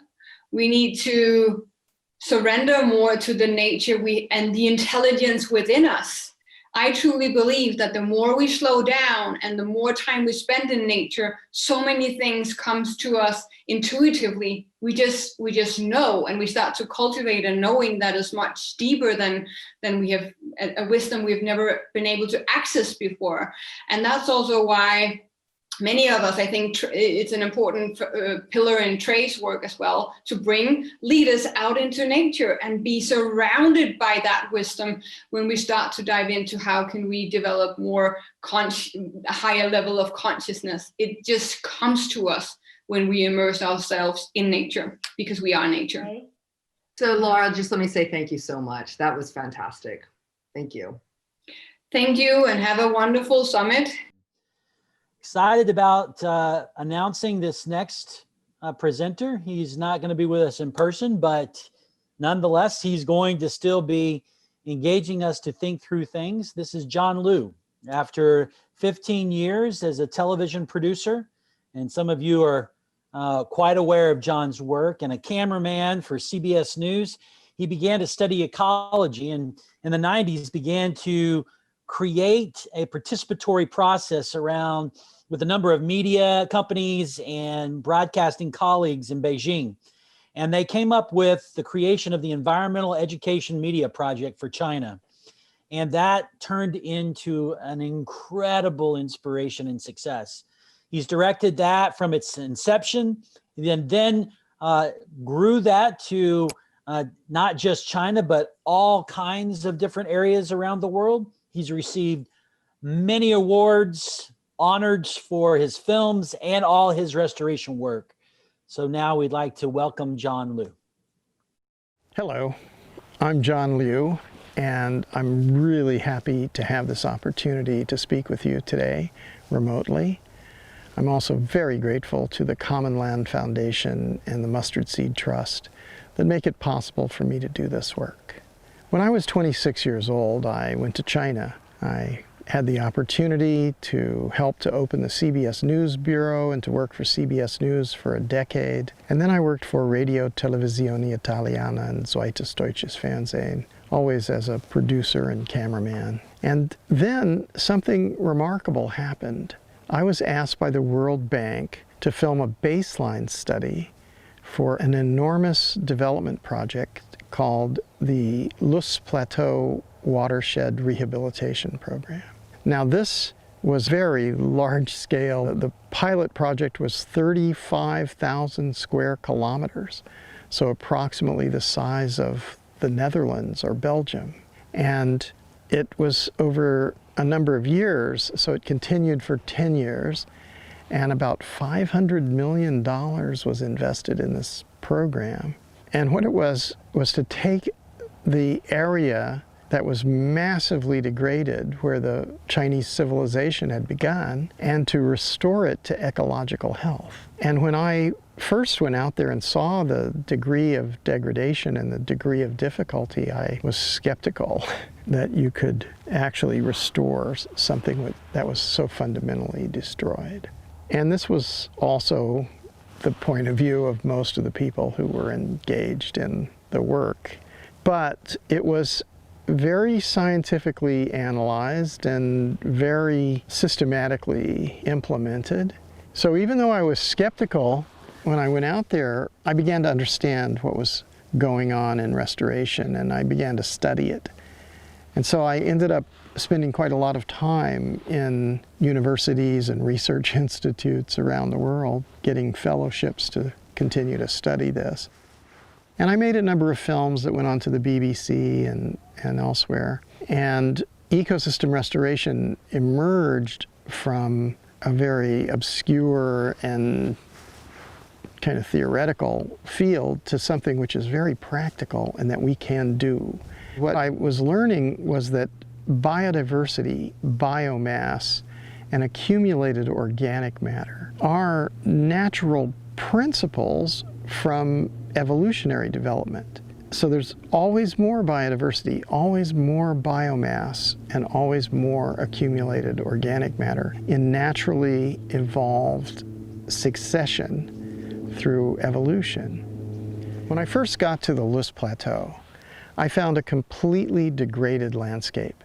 Actually, the situation was pretty dire for the local people. So they couldn't continue to do what they were doing because they were at a collapse scenario where the water cycle was completely disrupted. There was virtually no relative humidity. It was an extremely dry area. It really didn't reflect the ecological realities because there was maybe 350 to 550 millimeters of annual rainfall. And when you understand what that means, that's plenty for even climax temperate forests. But because of the way the land had been treated, the water didn't infiltrate and was not retained, and most of the vegetation and biodiversity had been lost. So after I started to see this, I compared what I was learning about evolution and ecology with the geopolitical events I'd been covering for the news, with the rise of China and the collapse of the Soviet Union and those sorts of massive geopolitical stories. And I realized that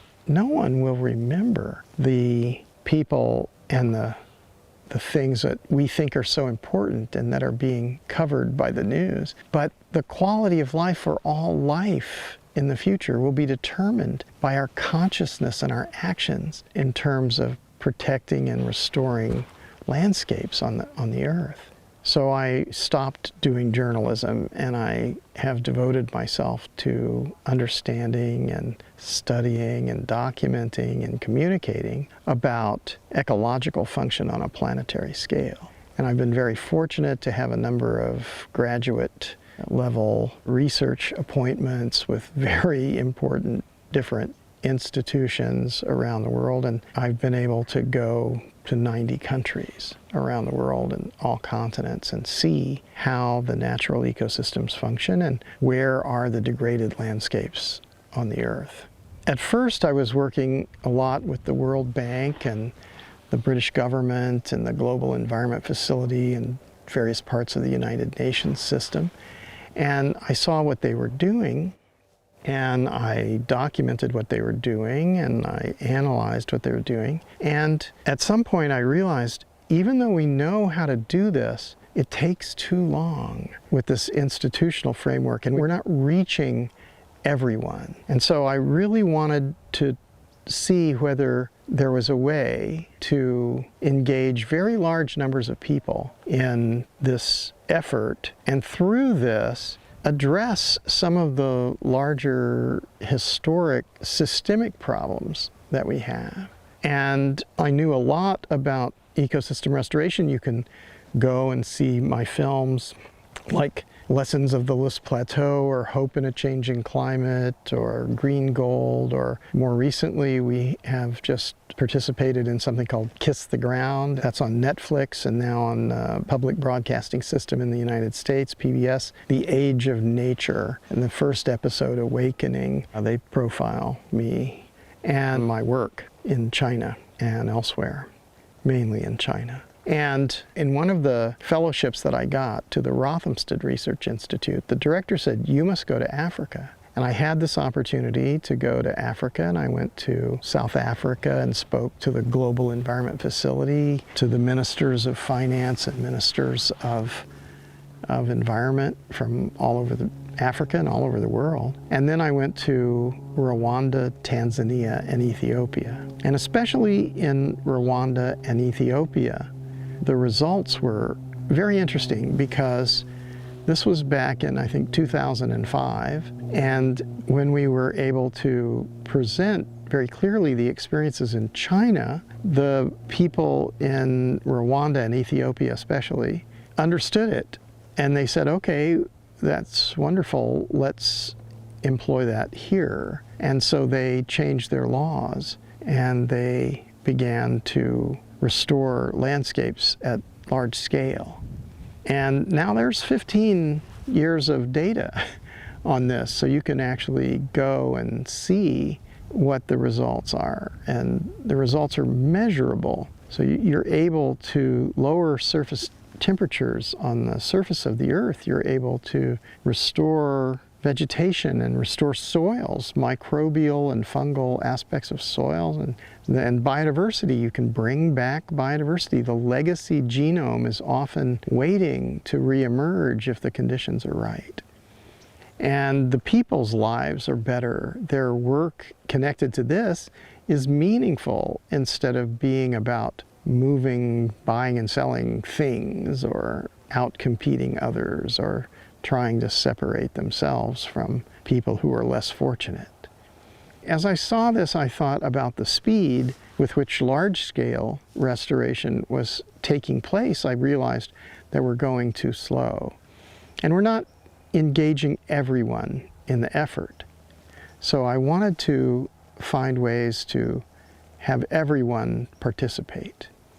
And what ultimately happened was that I was dreaming. I would wake up in the morning and I would have had this dream that people were going camping.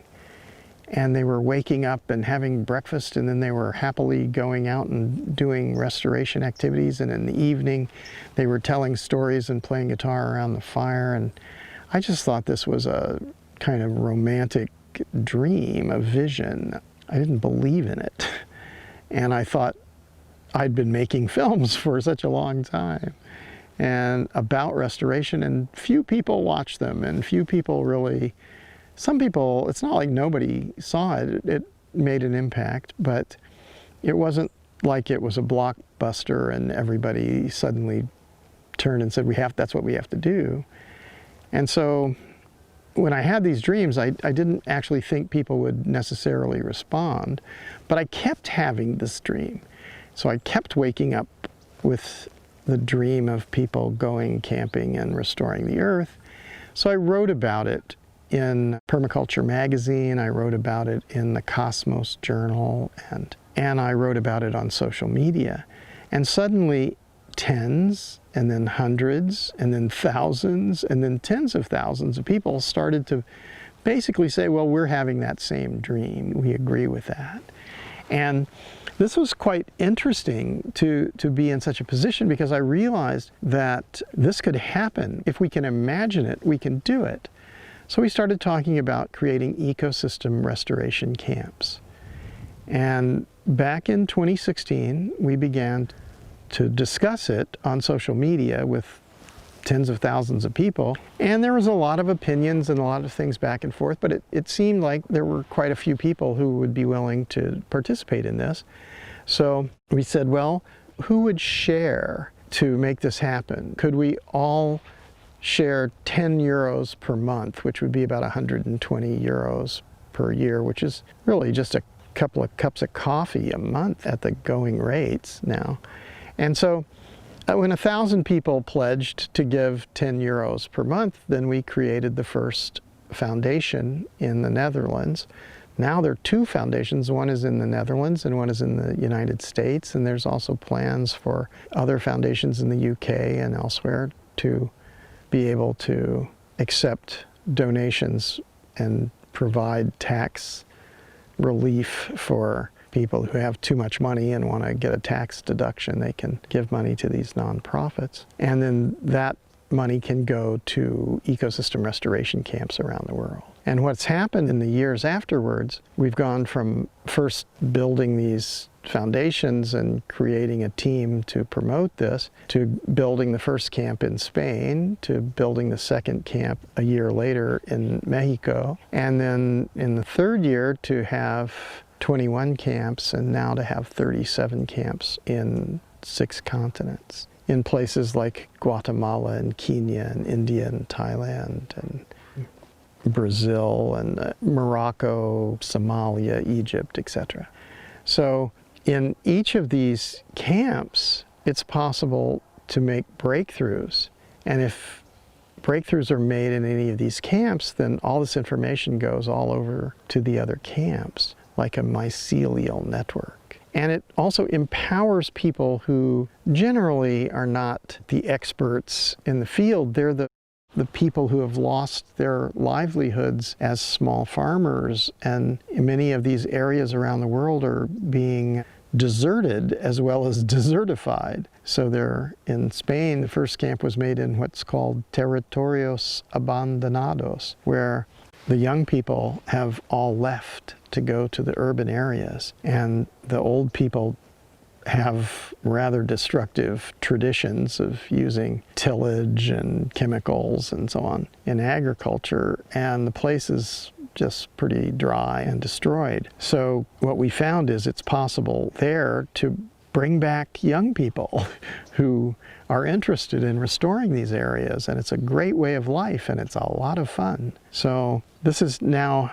happening more and more, and I encourage you all to join the Ecosystem Restoration Camps movement. It's very simple, it's not onerous, and as you help to build these camps, then you'll be able to go to these camps and you can see what we're doing in terms of earth architecture and water harvesting and nursery systems and food forests, to feed the people.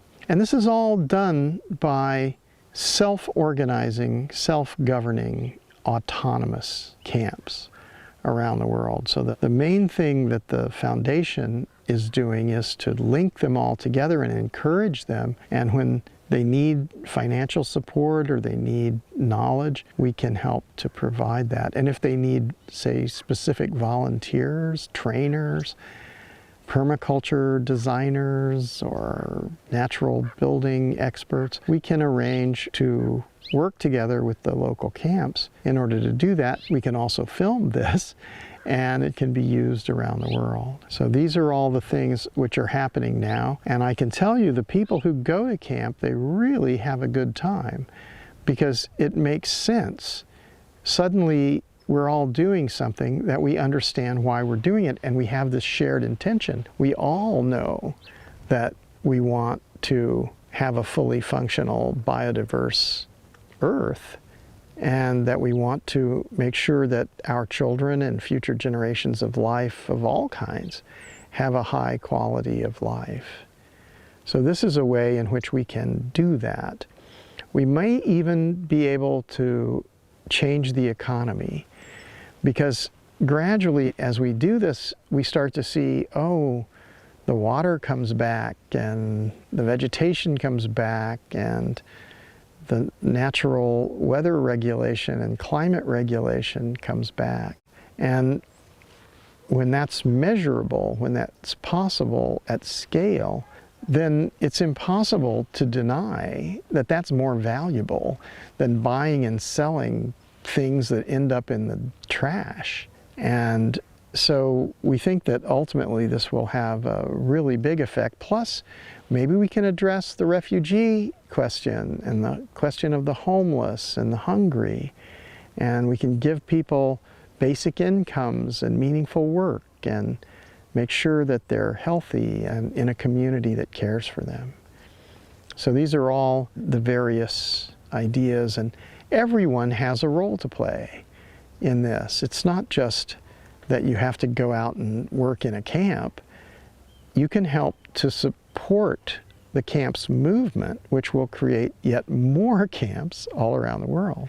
And what we see now is that this is already a global movement. It's in the last few years, it's emerged from 1 camp to 2 camps to 21 camps to 37 camps. And if that just continues in that way, we're at exponential growth, and we can imagine restoring the entire Earth. So I hope you'll look at this and understand that this is a viable solution that has now had a number of years of development and is at a place where it can take off and restore all over the Earth. And the thing that I'm looking forward to is having camps in tropical islands where we can help. We're already doing mangroves in a number of places, but we can also start to do coral regeneration. And coral is very rapid in absorbing carbon dioxide and releasing oxygen. And we can also skew what we grow, the corals that we grow, to be able to handle increased acidity and higher temperatures, which assures that they don't die as easily as what's happening now. And the propagation rates, if we encourage it, are vastly higher and faster than natural regeneration. So that's a way we can all go camping in tropical areas, scuba dive, and have a really good time and do something that we need to do. So please help this movement grow. It's not about institution building. It's about empowerment of everyone to participate in restoring the Earth. Thanks very much.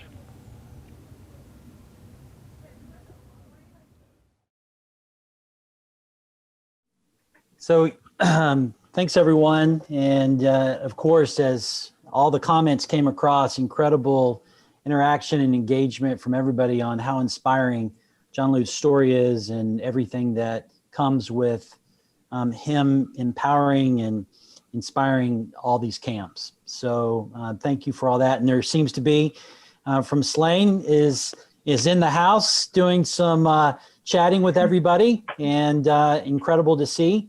And then with the opportunity to organize some, collective participation post-COVID on participating in those camps. So wonderful to see Slane in the house and everybody engage with so much energy. So now we want to move into the next part of our event, which is a panel. And Phil Taylor is going to be leading us in this next piece.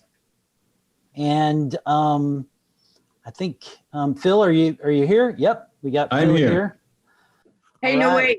wait, Trey, you can't take my thunder. I'm sorry, I had a technical glitch because there's one thing that I want to say to introduce Phil. Oh, please. Do you mind? Yes, I'm no. so sorry, guys. I don't know what just happened.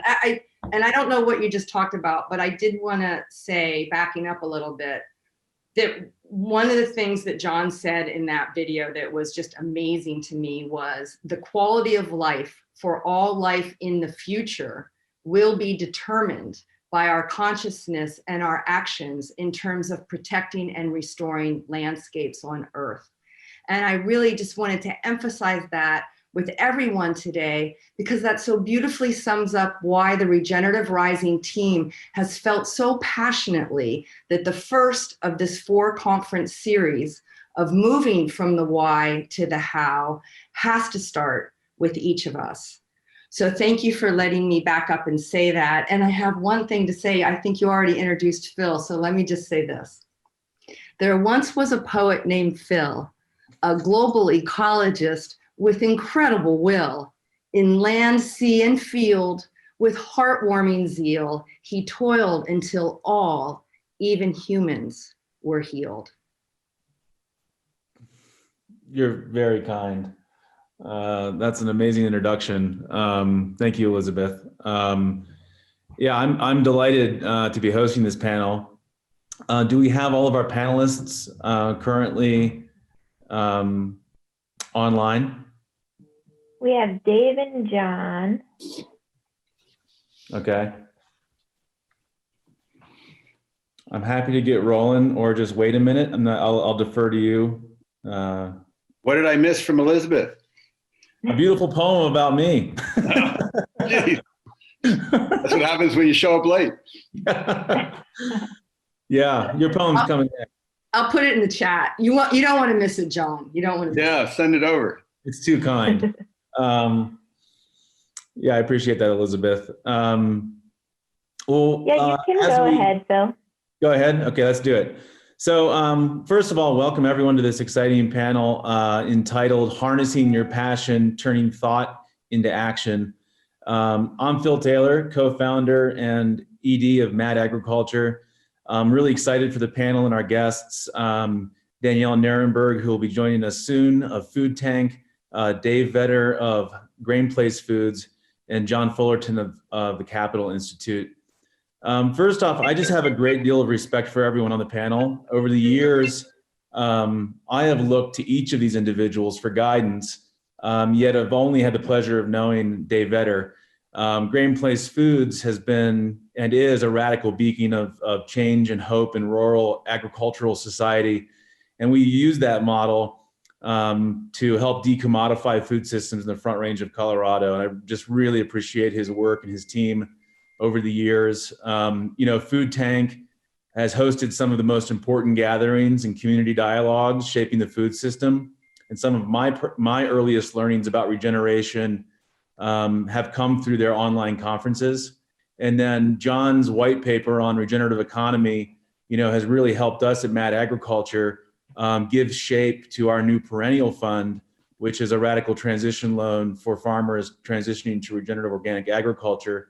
And so first off, I just want to say thank you to each of the panelists for your leadership and role in my journey, whether you know that or not. So I'm honored to be here and hosting the conversation. I'm going to skip long intros and just get to the meat of the matter and begin the discussion by asking each of the panelists, just share with us, who you are, what's your life work, and a little bit about how you got there. You know, I don't want to spend too much time. Try to keep stories can be exactly that long and juicy. But I'm really curious about, you know, how have you come to your life work as a leader in this space? Maybe John, we'll start with you. Wow. Hi, everyone. So I guess my story in a nutshell is I went to work right out of college, motivated by the idea that finance and economics would determine the future course of human civilization, based on some courses I took in college. And so I went to Wall Street with some fairly naive and idealistic ideas, and found myself sort of swept up in the wave of derivatives in the 1980s, and then capital markets in the 1990s, and slowly began to question what I was doing and the sort of initial motivation for the work, and got increasingly restless and curious. And when the merger, I worked at a little bank called JP Morgan, and when the merger with Chase happened in 1990, it really gave me an opportunity to take a pause and step back and reflect a bit. And so I used that opportunity to take the summer off with really no plans about what I was going to do, but many questions about what my purpose, what my life work really was after 20 years of slugging it out on Wall Street. And then I walked into 9/11 by chance. In fact, it was literally the first day I decided to go back into New York City, and I had a meeting with a guy who ran a charter school company, and I'd already invested in a charter school business back in the late 90s. So I was already doing what we now call impact investing, even with Morgan's money, as strange as that may seem.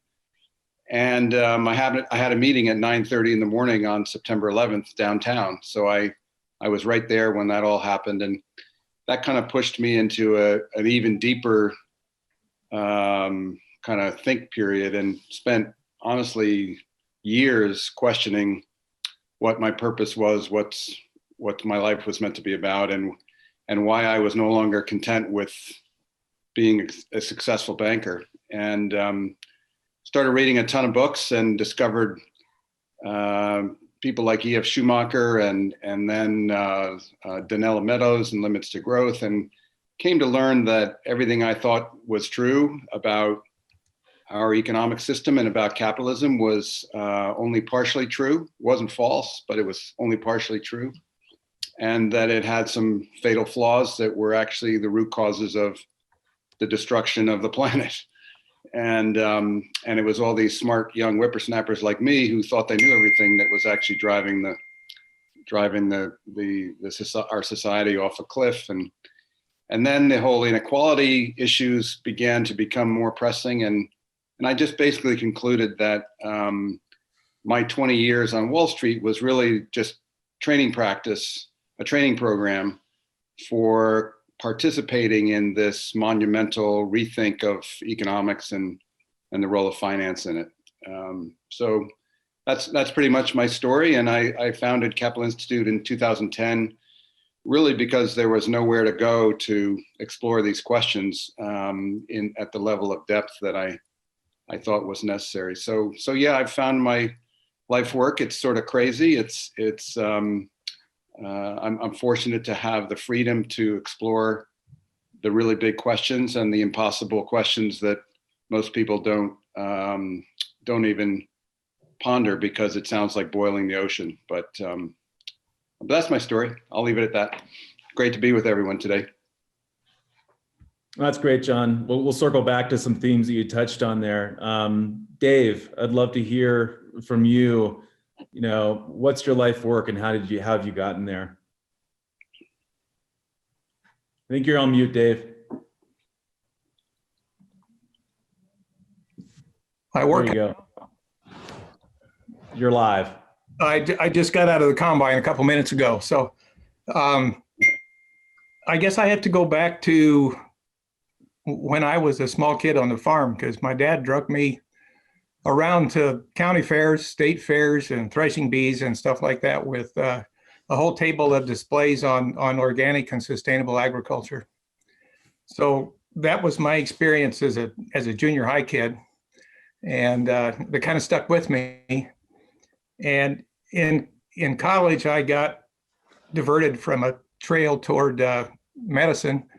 I took a field ecology course, and medicine lost its appeal to me really fast. And from there, I continued working in that area and on the farm and stuff until my dad had to quit farming. And I shifted gears and started studying soils at the University of Nebraska, and went from there to seminary, because I had planned to work in missions on with agricultural local agri systems, and my experience there told me that our approach to missions was not just. We were asking people to do things and take risks in what we were proposing that we weren't taking ourselves. And so we felt like that if we were going to be honest about our approach, we had to take those same risks and demonstrate what we were trying to talk about. And that's what led me back to the family farm in the end.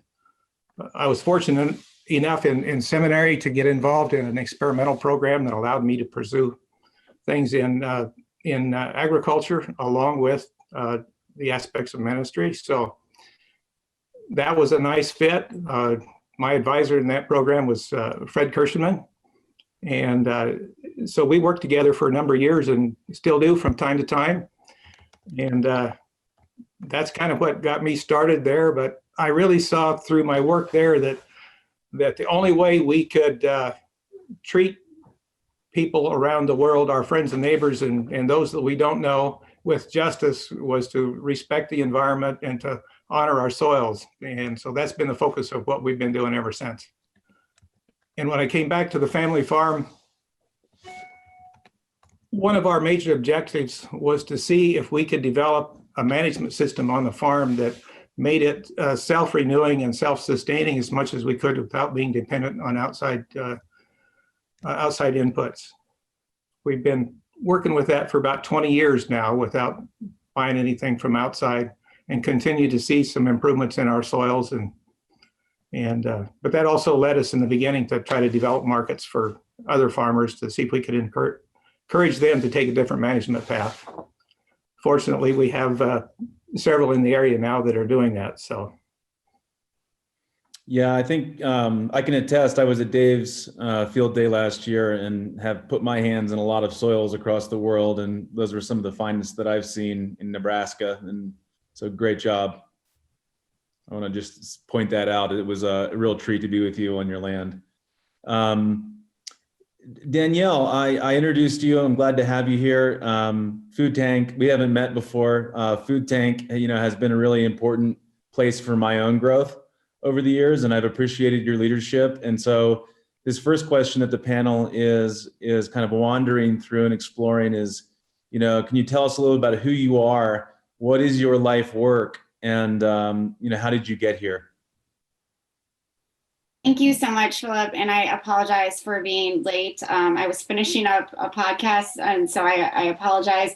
This is such an honor to be among this group, among the panelists, and among all of you. So again, my name is Danny Nierenberg. I am the co-founder and president of Food Tank. My co-founder is Bernie Pollock, and we started Food Tank about 7 years ago with this very simple sort of idea of highlighting stories of hope and success in the food system. And it was based on a lot of the work that I had done traveling in the global South, listening to farmers and agronomists and scientists and women's groups and the whole range of food system stakeholders, and really hearing their thoughts on what it would take to overcome hunger, poverty, obesity, climate change, food loss and food waste and a whole bunch of other issues. And that was around, I traveled to 26 countries in sub-Saharan Africa between 2009 and 2011.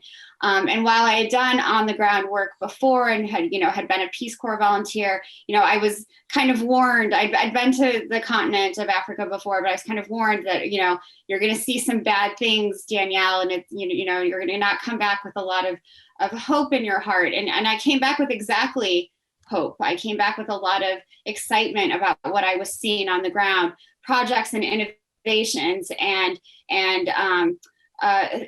studies and all sorts of things that if they had a little bit more research behind them, a little bit more attention, and certainly a little bit more funding and investment, that they could be scaled up and out and replicated in different ways.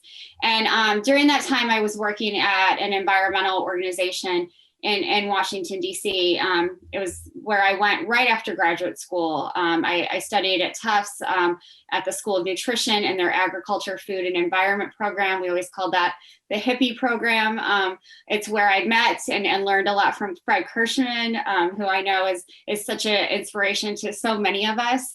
And I felt like that environmental organization, it was started by Lester Brown. It was called the World Watch Institute.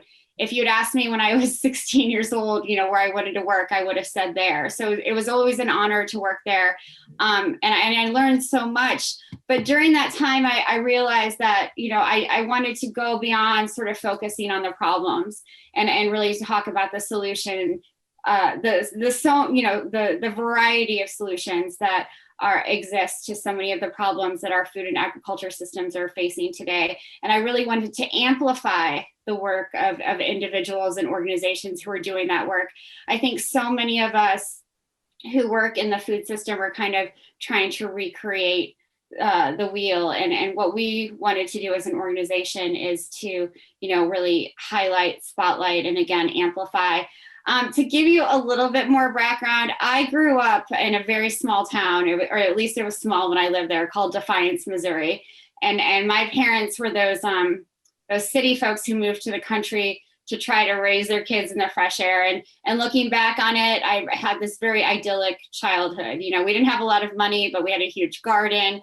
I raised ducks and pigeons and rabbits. I had a pony. I had like a dream childhood in a lot of ways. But, as I grew up and sort of became interested in environmental issues, I had this, sort of distorted sense of how farmers were treating the environment. And I blamed them for, destroying the rainforests or, the issues that we were just beginning to learn around how the climate was changing. And so, very naively, as a college student, then as a Peace Corps volunteer, thought farmers were to blame. But once I started working with farmers more directly as a Peace Corps volunteer, I kind of realized that I was I was the dumb one. They weren't. They were doing all of the right things. I was riding on the back of motorcycles with extension workers and farmers, and learning how to beekeep and learning how to grow shade-grown coffee and do all of these things, and really realizing the intersections between health and the environment and what farmers are doing every day in fields and forests and kitchens around the world to really improve the food system. So that's kind of where I'm coming from on this.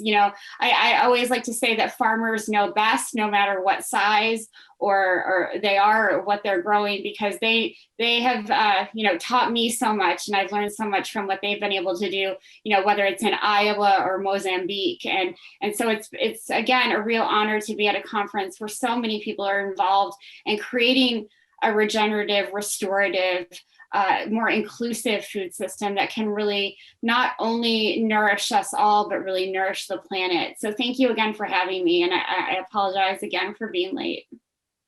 Oh, not a worry. No, it was perfect timing. You were just teed up. I appreciated hearing those stories. The second question where I want to take this is, I think for a lot of people on this call, they're here because they want to figure out how to make a difference, how to become a leader, how to translate these ideals and beliefs that we hold so dear into action. And I would love for us to reflect a little bit on, the personal transformation that begins within to create that outer work. I think of Gandhi's wisdom, be the change you want to see in the world. And I think that kind of developing of the soul requires tending, it requires cultivation, it requires work, it requires light and dark cycles, it requires human evolution. It's messy, it's yucky. And I think that for many young people in particular, new to this journey, it's a hard road, to find your way in life in many ways. And so I'm just curious, where do you individually source wisdom, inspiration? Do you have practices of self-care that enable your growth as a leader? What is the process that you commit, that basically, what is your process for committing to a life of turning the tide and going against the grain?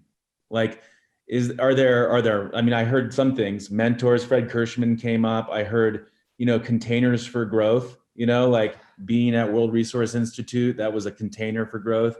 I also heard a lot about life experience, working with Shade Grown Coffee, working in the guts of JP Morgan, going to, the developing world, so to speak, and saying, my goodness, I'm not willing to take this risk.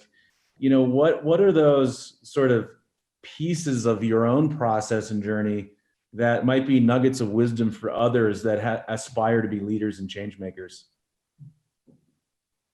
Maybe we'll start with you, Danielle, since you were just on a roll there. Sure. I think the biggest thing that I've learned, especially over the last 7 years since we started Food Tank, is that I'm going to make mistakes every day, a lot of them, and being okay with that. I think before, when I was not just a researcher and a writer, but my focus was more on research and writing and not trying to run an organization and do all this other work, is that, making mistakes is okay. And that's where I've learned the most. And I think I feared, so many of us, I don't consider myself a perfectionist, but I as a kid, I loved an A+, right, on my paper. But I also, as somebody who grew up as a writer, I also loved red marks on my paper from, editors and teachers. And I think being able to learn from mistakes has been something, and to embrace them, not just learn from them, but like, I kind of enjoy the process now of making mistakes. And I know it sounds weird, but I think that's where I've learned the most. And I don't make them on purpose just so I can learn, but I think it's sort of just embracing that idea that you're going to make mistakes and they're going to probably happen every day, several times a day. It's okay. And it's just as long as you're learning from them. But I think in terms of having, that tending of the soul, what a beautiful phrase, by the way. It's being able to sort of remove yourself from this work. I think burnout is something that is a danger to all of us who are so committed to the regenerative movement or the food systems in general. And I think taking time for yourself, having, these sort of outside interests that aren't always around food, or that, you find a way to relax. For me, it's, it's exercise, and it's, reading novels that have nothing to do with food, but those, you have to have some sort of outlet to do that. And then just on that subject of mentors, I was so lucky from the time I was in elementary school till the time I left graduate school to have mentors who helped me along the way. People I still call now, people who I can talk to about everything from, a problem that I'm having, trying to figure out how to write an outline for a book, to, personal issues, and so I think keeping those mentors in your life, finding them, right, and then keeping them in your life is really essential. And and at this point, I can say, that I have had young people who've interned either with me at the World Watch Institute or interned with me at Food Tank, who I've kept in touch with, who've kept in touch with me. And I get a lot of fulfillment. I think as someone in her 40s, I'm also looking to find mentors who are younger than me. I think we have so much to learn from youth. And my staff is full of people much younger than me, and I consider them mentors in so many ways, because they are offering such a different perspective. They're thinking about these things in ways that I never could have, 20 years ago. And so I'm grateful for them. And I think that's all, something that we could all sort of aspire to, finding those young people in our life to help teach us. Mm-hmm. John, I'm curious to hear from you. What's your sort of practice and where do you source inspiration and wisdom and that kind of self-care routine that allows you to do what you do? Well, I might answer the question slightly differently, just to share probably the most important thing for me personally has been to kind of shed my ego. When I left Wall Street, it was literally years trying to will myself to the answer to the question, what next? And I had PowerPoints and pitches and I was just basically spinning my wheels and growing increasingly frustrated. And so I was doing a lot of reading, as I mentioned earlier, and I discovered, I was reading some Jungian psychology, and then I discovered a book called Synchronicity, which was written by Joseph Jaworski. And the idea of synchronicity really just landed like a personal message to stop trying so hard and start listening. And I discovered that the answers were right in front of me. I just wasn't seeing them. And there's one that's very relevant to this conversation. And I see I see Danielle on the call and Trey. But I had written, the first thing I wrote in my kind of new life was a piece called The Relevance of Schumacher in the 21st Century. And someone sent it to Alan Savory, who I'm sure many of you know. And he was, to use his words, sitting in Zimbabwe in his mud hut. And he read this and he saw some kind of Wall Street guy who understood something about holistic thinking. And he sent me an email out of the blue. And I'd actually heard of him by then because I was intrigued with the whole idea of carbon sequestration on the grasslands. But I knew nothing about cattle and ranching, and I'm a water guy, not a prairie guy. But lo and behold, that connection was the key to my life work, which was to reimagine economics and finance through a holistic and then now regenerative lens. And that's just one example of a long string of synchronicities that have landed me in this work. And so to me, that's the sort of the source code. And it doesn't mean every coincidence that happens is the right answer, but I've come to trust, as sort of woo-woo as this may sound, I've come to trust that the universe actually holds the path, and it's our challenge to separate the wheat from the chaff, to use a farming expression, and find who we really are and who we're meant to be. And once you do that, then everything falls in place. Yeah, I think that's a great insight. It resonates with me. I think in a world of urgency, it's very hard to slow down and shed those things that cloud your vision, like ego. And so that connects a lot with my own process of being able to launch Mad Ag. I had to do the same thing. In the moment where I felt the most appetite to be urgent, I actually had to pause, sort of go slow to get fast sort of thing. Exactly. So I like those paradoxes that exist in all of our journeys. Dave, I'm curious to hear from you. Your response to this sort of area discussion is. Yeah, I don't know where to start. I suppose one of the things was growing up and my dad's long-term outlook on what it really meant to take care of the earth. So that was always there behind me. And then to find some really good connections when I was in seminary. Fred Kirschenman has been a big part of that in my life. By the way, he was my first organic convert. Really? You need a badge. So, but the relationship is such that we can have not seen each other for a few years, and we can sit down and have a beer together and not say a word and still have a good conversation. And so that's those kinds of things are important to me. And Wendell Berry's work was an important piece.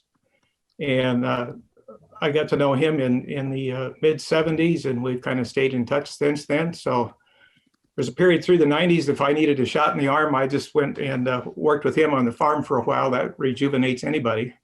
And so those are things that have been really important. But probably the other thing that helps me keep going is the number of young people that come and ask questions, and the number of farmers that have done that, and then companies, young companies or young entrepreneurs wanting to get started, talking about doing organic foods and being able to work with them and help them get started. So those things kind of help keep me going. It's really nice to see a young guy with a young family come and visit with you about developing an organic management system for his farm, and then seeing 10 years later that the local organic ag organization grants him the Steward of the Year award. So those are the kinds of things that really help keep me going and renewed along the way. So. No, that's beautiful. I mean, there's so many pieces of that are just beautiful. And having been at your farm and been at your field day, you can feel that energy and that intergenerational connectivity, you know, as you see the ages and the people that are showing up and having fun and running around the farm and consciously or unconsciously being shaped in those moments. I want to shift the conversation a little bit more to the outward practice. We just focused a little bit on the inward, to talk a little bit about each of your work specifically, and kind of what is your theory or practice of change behind it? Like, you know, food systems are incredibly complex. Many things matter: grassroots action, policy, markets, capital, community, and more. You know, I think we kind of know why you're working in the arenas you're working, because your story leads into those arenas. But I'm just curious to hear a little bit more about that arena. What's your sort of work or strategy in that arena? And maybe just highlight some of the tensions you might face in it. Like I mean, it's sort of fast, slow, right? That's a tension. Revolution or reform is a tension. Big versus small, local versus global. They aren't mutually exclusive, obviously, but they tend to be some issues we face. So I'd just like to hear a little bit about each of your work and kind of what's your strategy in that domain. Just give us a little sense about that for each of your enterprises. Maybe we'll start with you, Dave. Well, that changes all the time. When we first started getting inquiries about organic stuff, that, you know, our first significant customer was White Wave back in 1977, and working from there, I don't know how it worked or what the network was, but we got a reputation for our work with organic soybean production in Japan and Germany and Western Europe.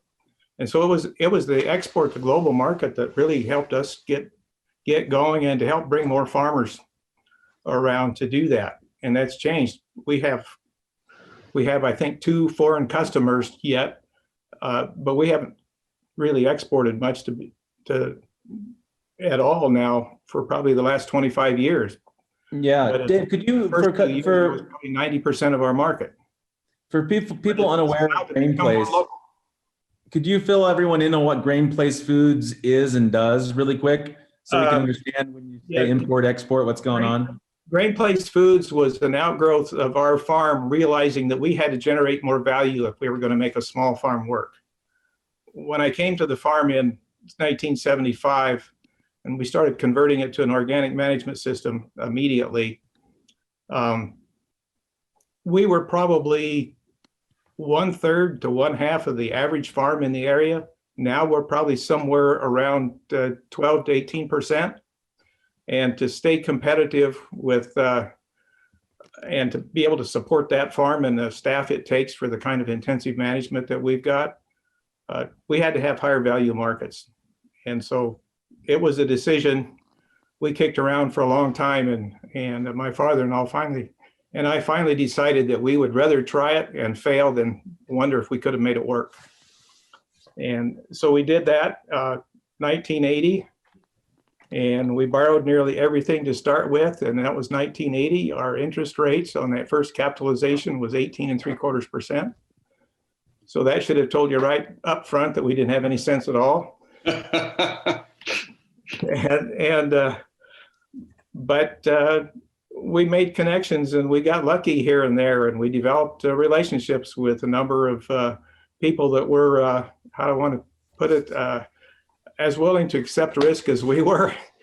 And that's changed, and we've always tried to develop local markets. So we still do distribution to food buying clubs, local stores, and restaurants in the Lincoln area, and we make distribution trips every run, and we lose money on every one of them.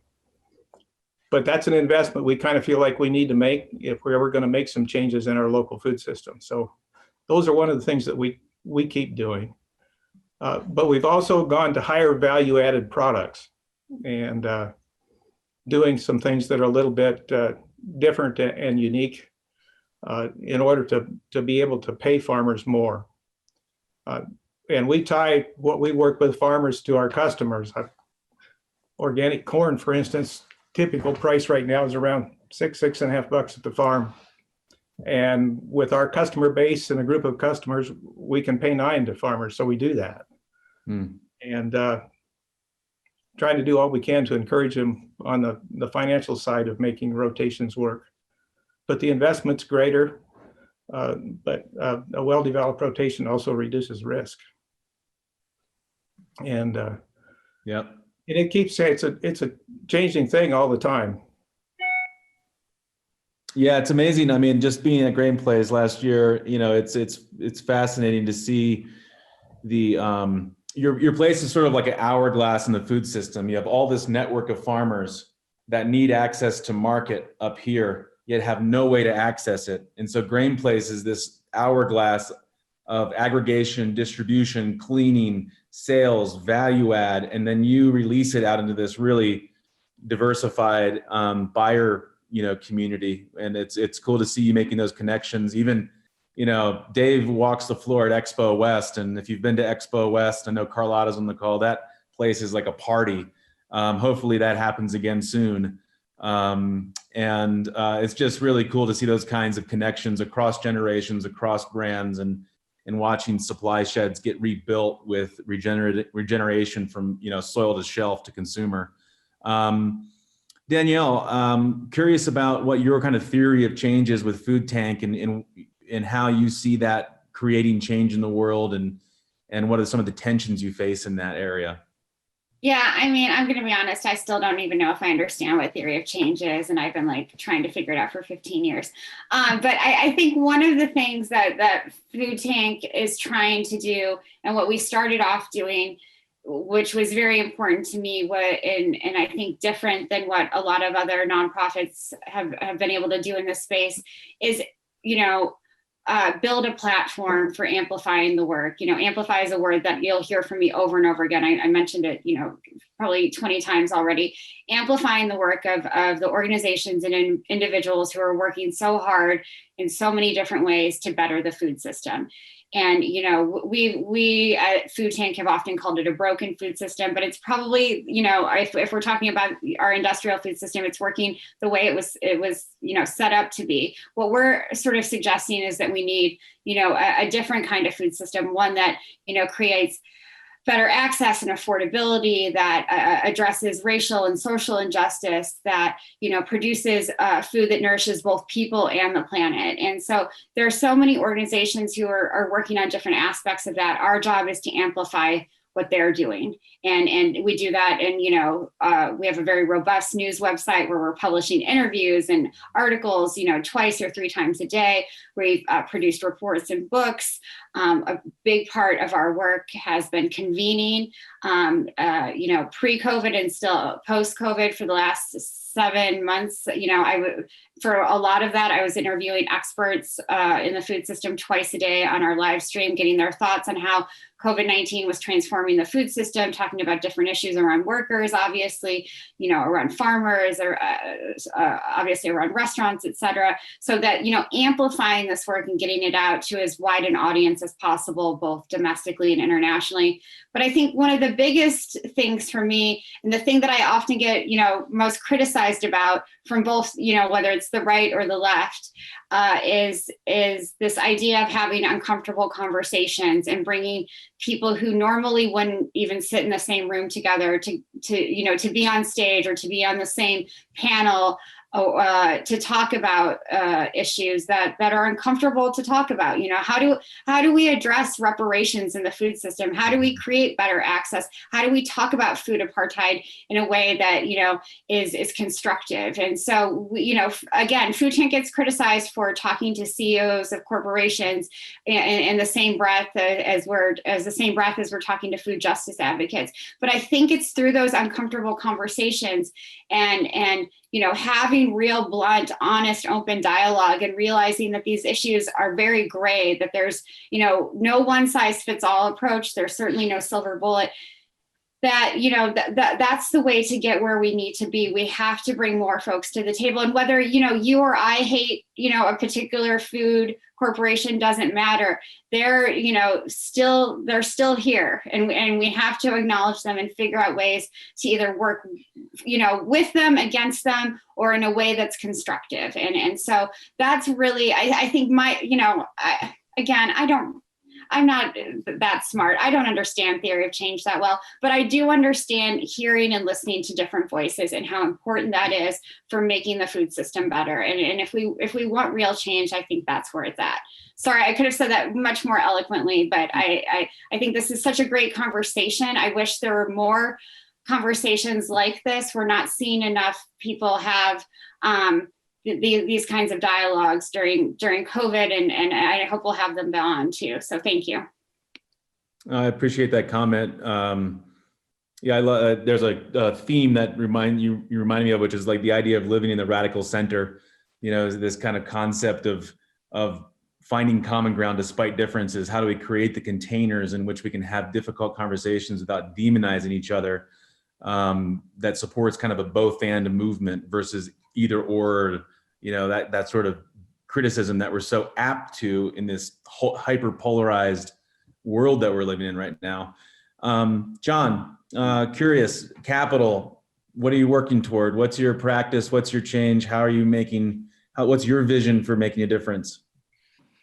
Well, I share Daniela's kind of mystery about theories of change. I think I suppose we've all had to come up with one when we write a grant application, but other than that, I'm not sure we know what they really are. And I guess I sort of think that a theory of change might be a relic of reductionist thinking, to be honest. And kind of like what David said, it's always changing and it's got to adapt to the changing context. So my ground zero for how to spend my limited time and energy as one human being has really been this idea that I attribute to Dana Meadows and Thomas Berry, which is the idea of changing the paradigm or changing the story as the highest leverage point. And so at Capital Institute, we started, so if you think about my work, it sort of splits into theory and change. Or theory and practice, rather. Theory and change. Yeah, you got me brainwashed.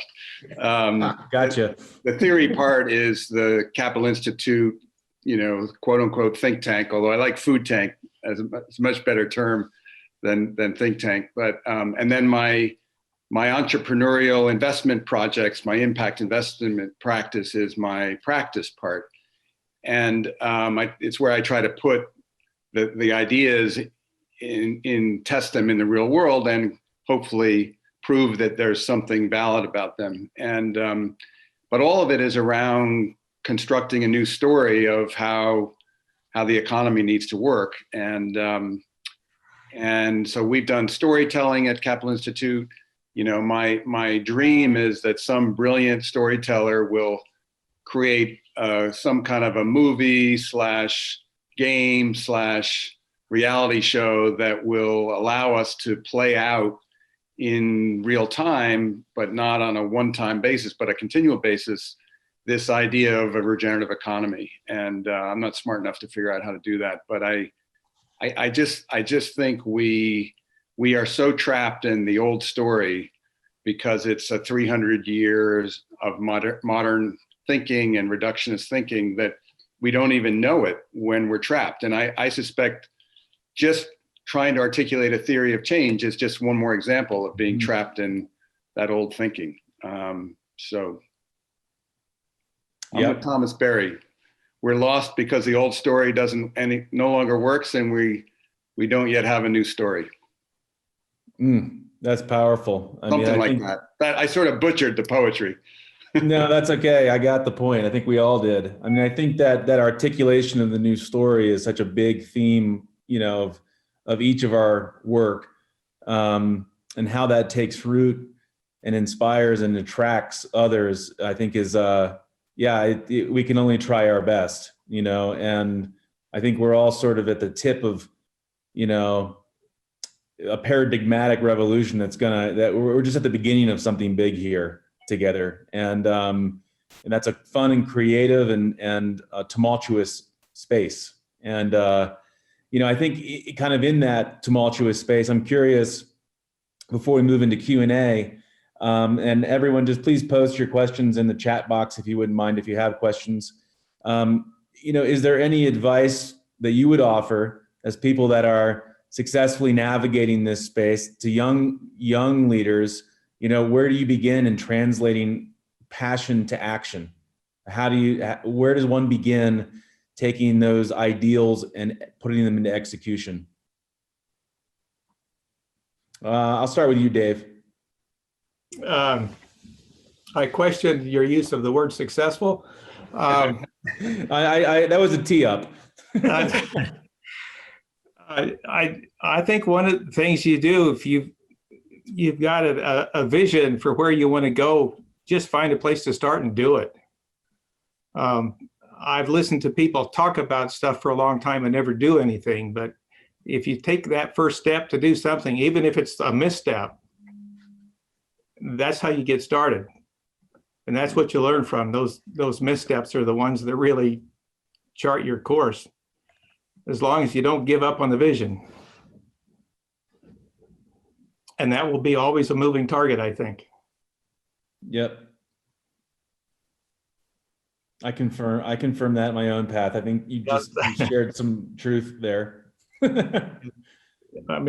Danielle. Approach we took. Yeah.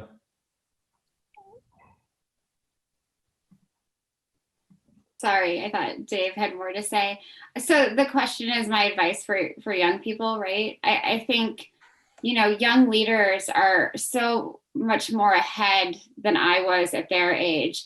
And I think there's, that's probably because of things like digital technology and, they're more interested in food at an earlier age than maybe I was. But I think one of the things that I did that really served me well was just talking and listening to as many experts as possible. Like I would sort of, in both undergrad and graduate school, stalk, people I admired or stalk people I wanted to learn more from, and really get their viewpoints. And I was, always very surprised that they were willing to take a half an hour or an hour out of their day.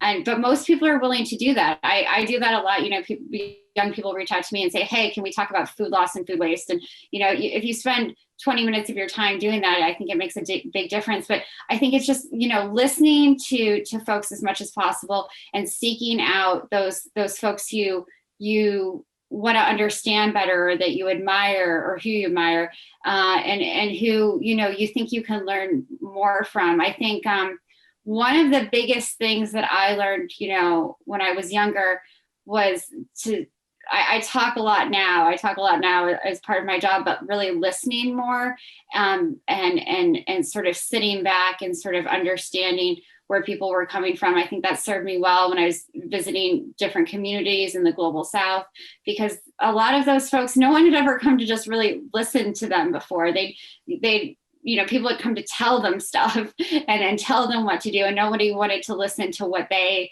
were already doing that was successful or interesting and that kind of thing. So I think, when I went on that tour of 26 countries in Africa, and I visited, 70 countries plus, I've always called it kind of like my listening tour. My life has been my listening tour of listening to folks instead of talking at them in a lot of ways. So I guess that's the kind of advice I would give.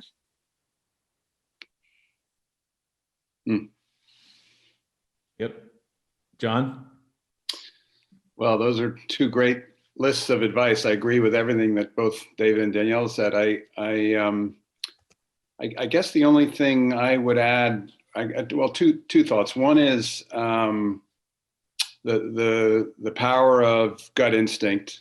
I would listen to yourself first and foremost, and the second thing is to maybe recognize the unique moment that, if you're 15 to 30 years old right now, the challenge you have to figure out your path is quite different than the challenge that any of us old people on this call or on this panel had. The context is changing much more rapidly. And so the experts are as confused as any of us, and myself included.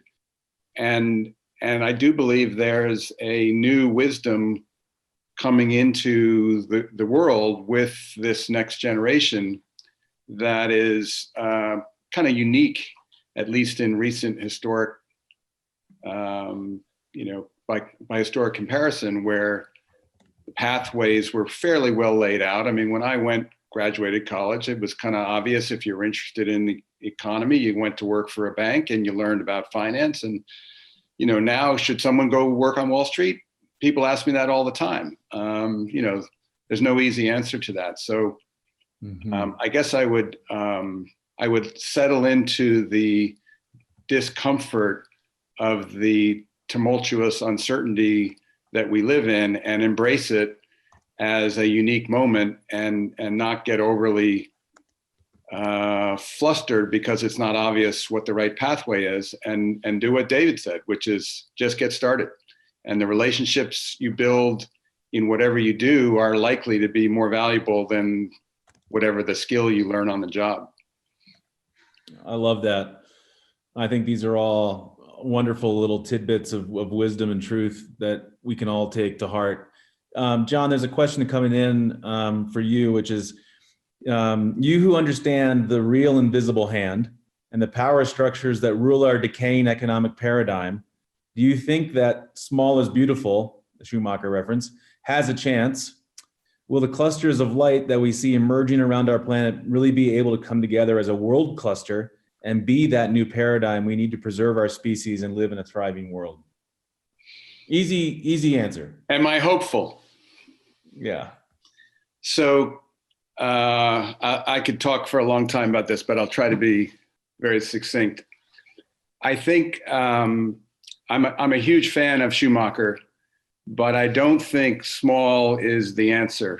I don't think going back to a simpler time is the answer. I think we will collapse before we could go back to a simpler time. I think we have no choice but to go forward and transition into this, regenerative paradigm, this holistic approach where regenerative potential displaces exponential extractive growth as our source of prosperity. And that's no easy shift to navigate, but the system is so it's so deeply skewed and leveraged toward continuing the path we're on that I don't think retreating, if you will.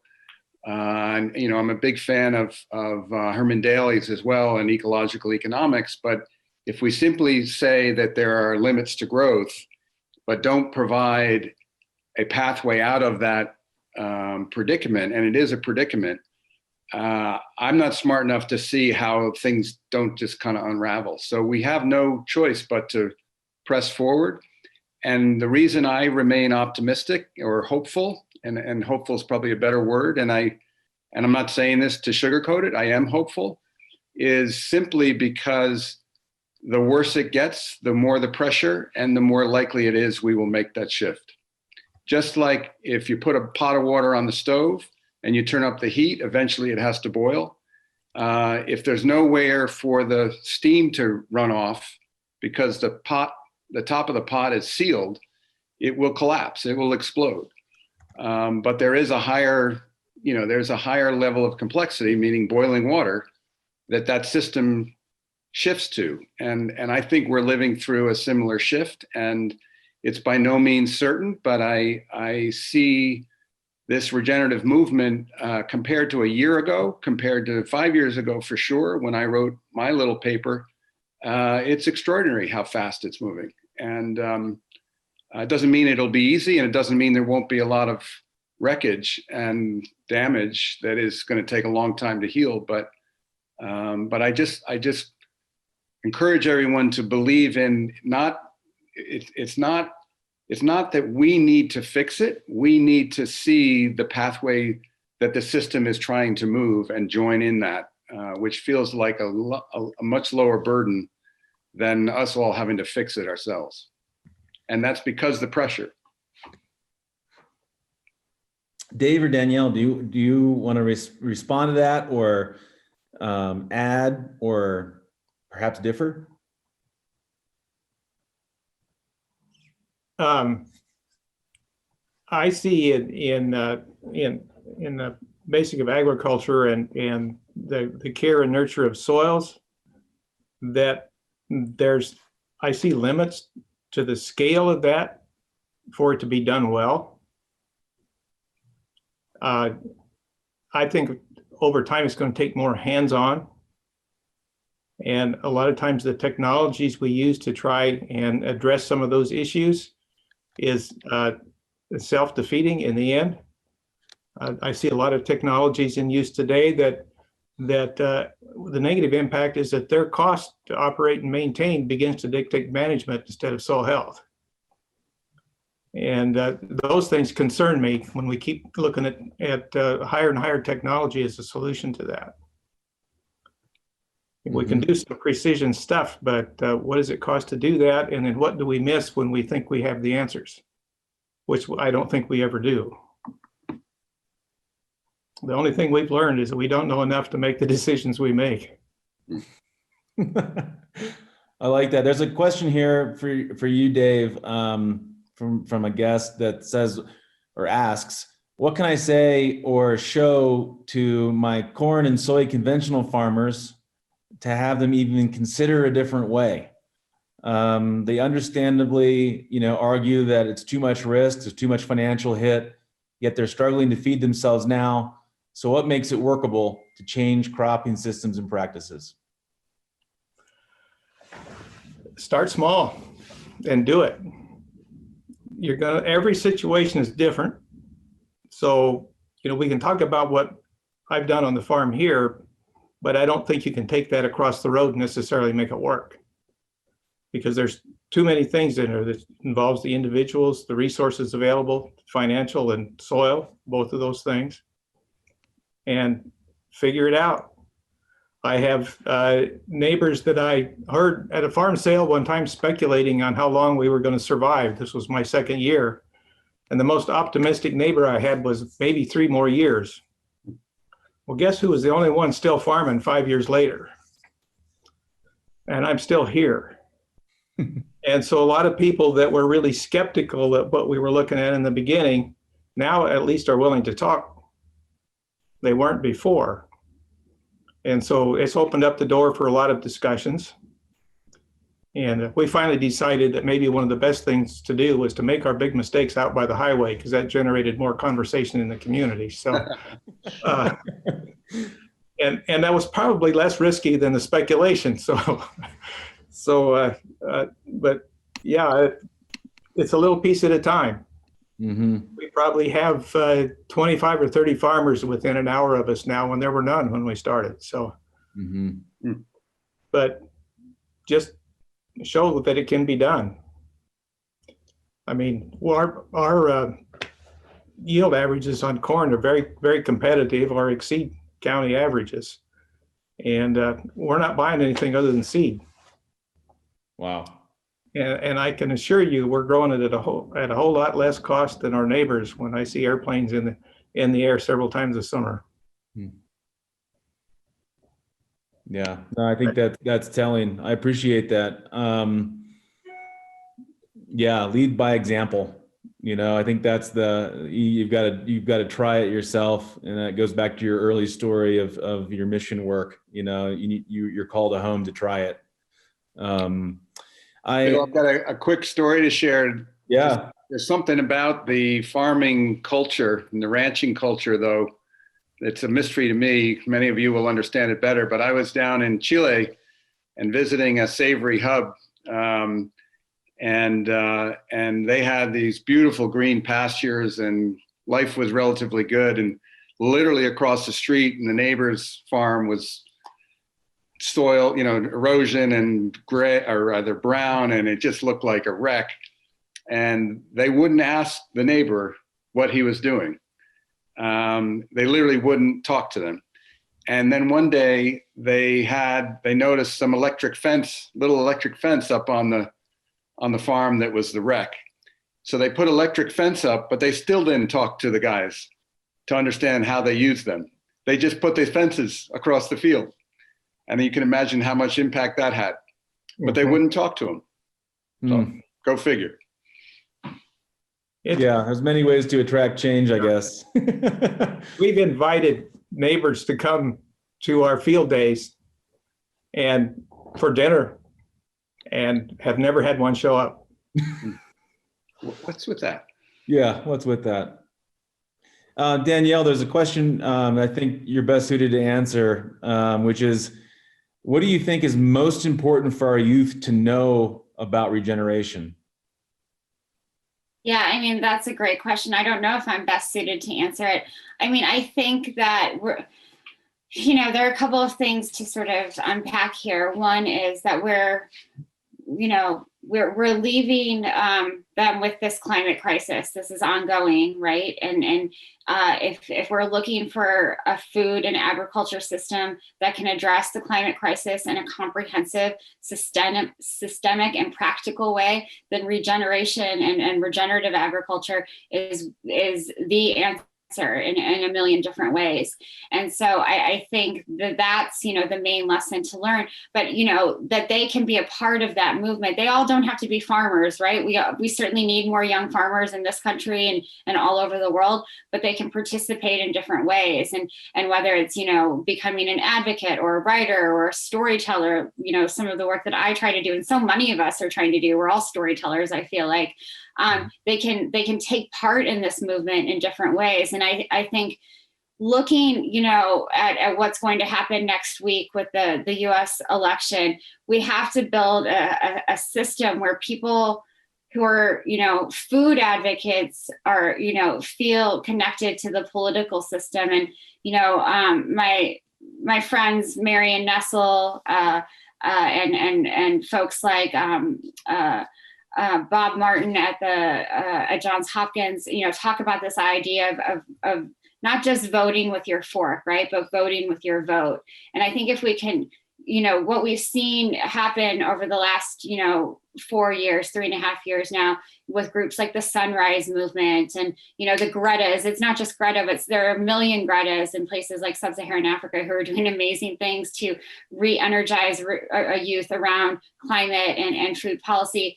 That's, if we can convince, if they can use that intense energy that they have to create a political movement that's around food and agriculture, I think that's where our power will come from, where we can, regenerative ag won't be seen as this sort of outside fringe thing like organic was, 30 or 40 years ago, but something that is the solution. So that, I think that's what I would sort of advised to use your interest in food and make it political, because it is, and not political in terms of, you're a Republican or a Democrat and that's how you think about these things, but food is a political issue because everyone has a right to safe, healthy, nutritious, affordable food that they can access whenever they need.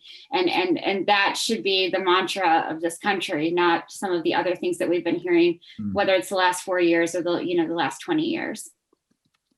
No, that's brilliant. I think that speaks to the common ground that we all share and the true politic.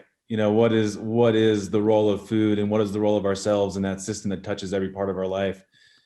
We've got to wrap up. I've enjoyed this panel immensely. John, helped me clean some of my cobwebs of reductionism with that theory of change question. That was appreciated, John. Thank you. Anytime, Phil. Yeah. We learned a lot about listening, shedding ego, humility, expecting learning from failure, finding mentors, listening to the young. I like this idea of settle into the discomfort of becoming, embrace this unique moment. I think these are all themes that are universally true and that many of us are experiencing as a community on this call. And I just want to wrap up by leaving the group with a call to action from Adrienne Marie Brown. It's been my mantra for the year from her book, Emergent Strategy. And it's a question. Can you say this? Can you say, I am living a life I don't regret, a life that will resonate with my ancestors and with as many generations forward as I can imagine? I am attending to the crises of my time with my time and my best self. I am of communities that are doing their collective best to honor our ancestors and all humans to come. And as Dave says, let's get started.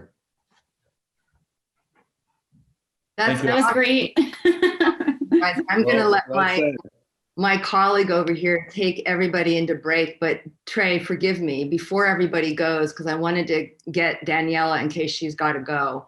A huge call out to Danny for winning the 2020 Julia Child Award, which celebrates leaders who are impacting the world through food. You really deserve that award and the recognition that comes with it. And I know I speak for everyone in the regenerative agriculture space here in the US. We are so proud of you. Congratulations. Thank you. Thank you so much. That was totally unexpected. I'm sorry for crying. Thank you so much. I really appreciate it. And it's, again, such an honor to be with you all. I'm so sorry. Fantastic. Beautiful work, Danielle. Beautiful. Bravo. Yes, bravo. Thank you. Thank you, Phil, for such an incredible facilitation and great questions. And John, Danielle, and Dave, just as you can see, all the incredible comments, just a lot of engagement. I think everybody appreciated your authenticity, the honest answers, the reflection, the challenging. I really think we need that kind of conversation moving into the future.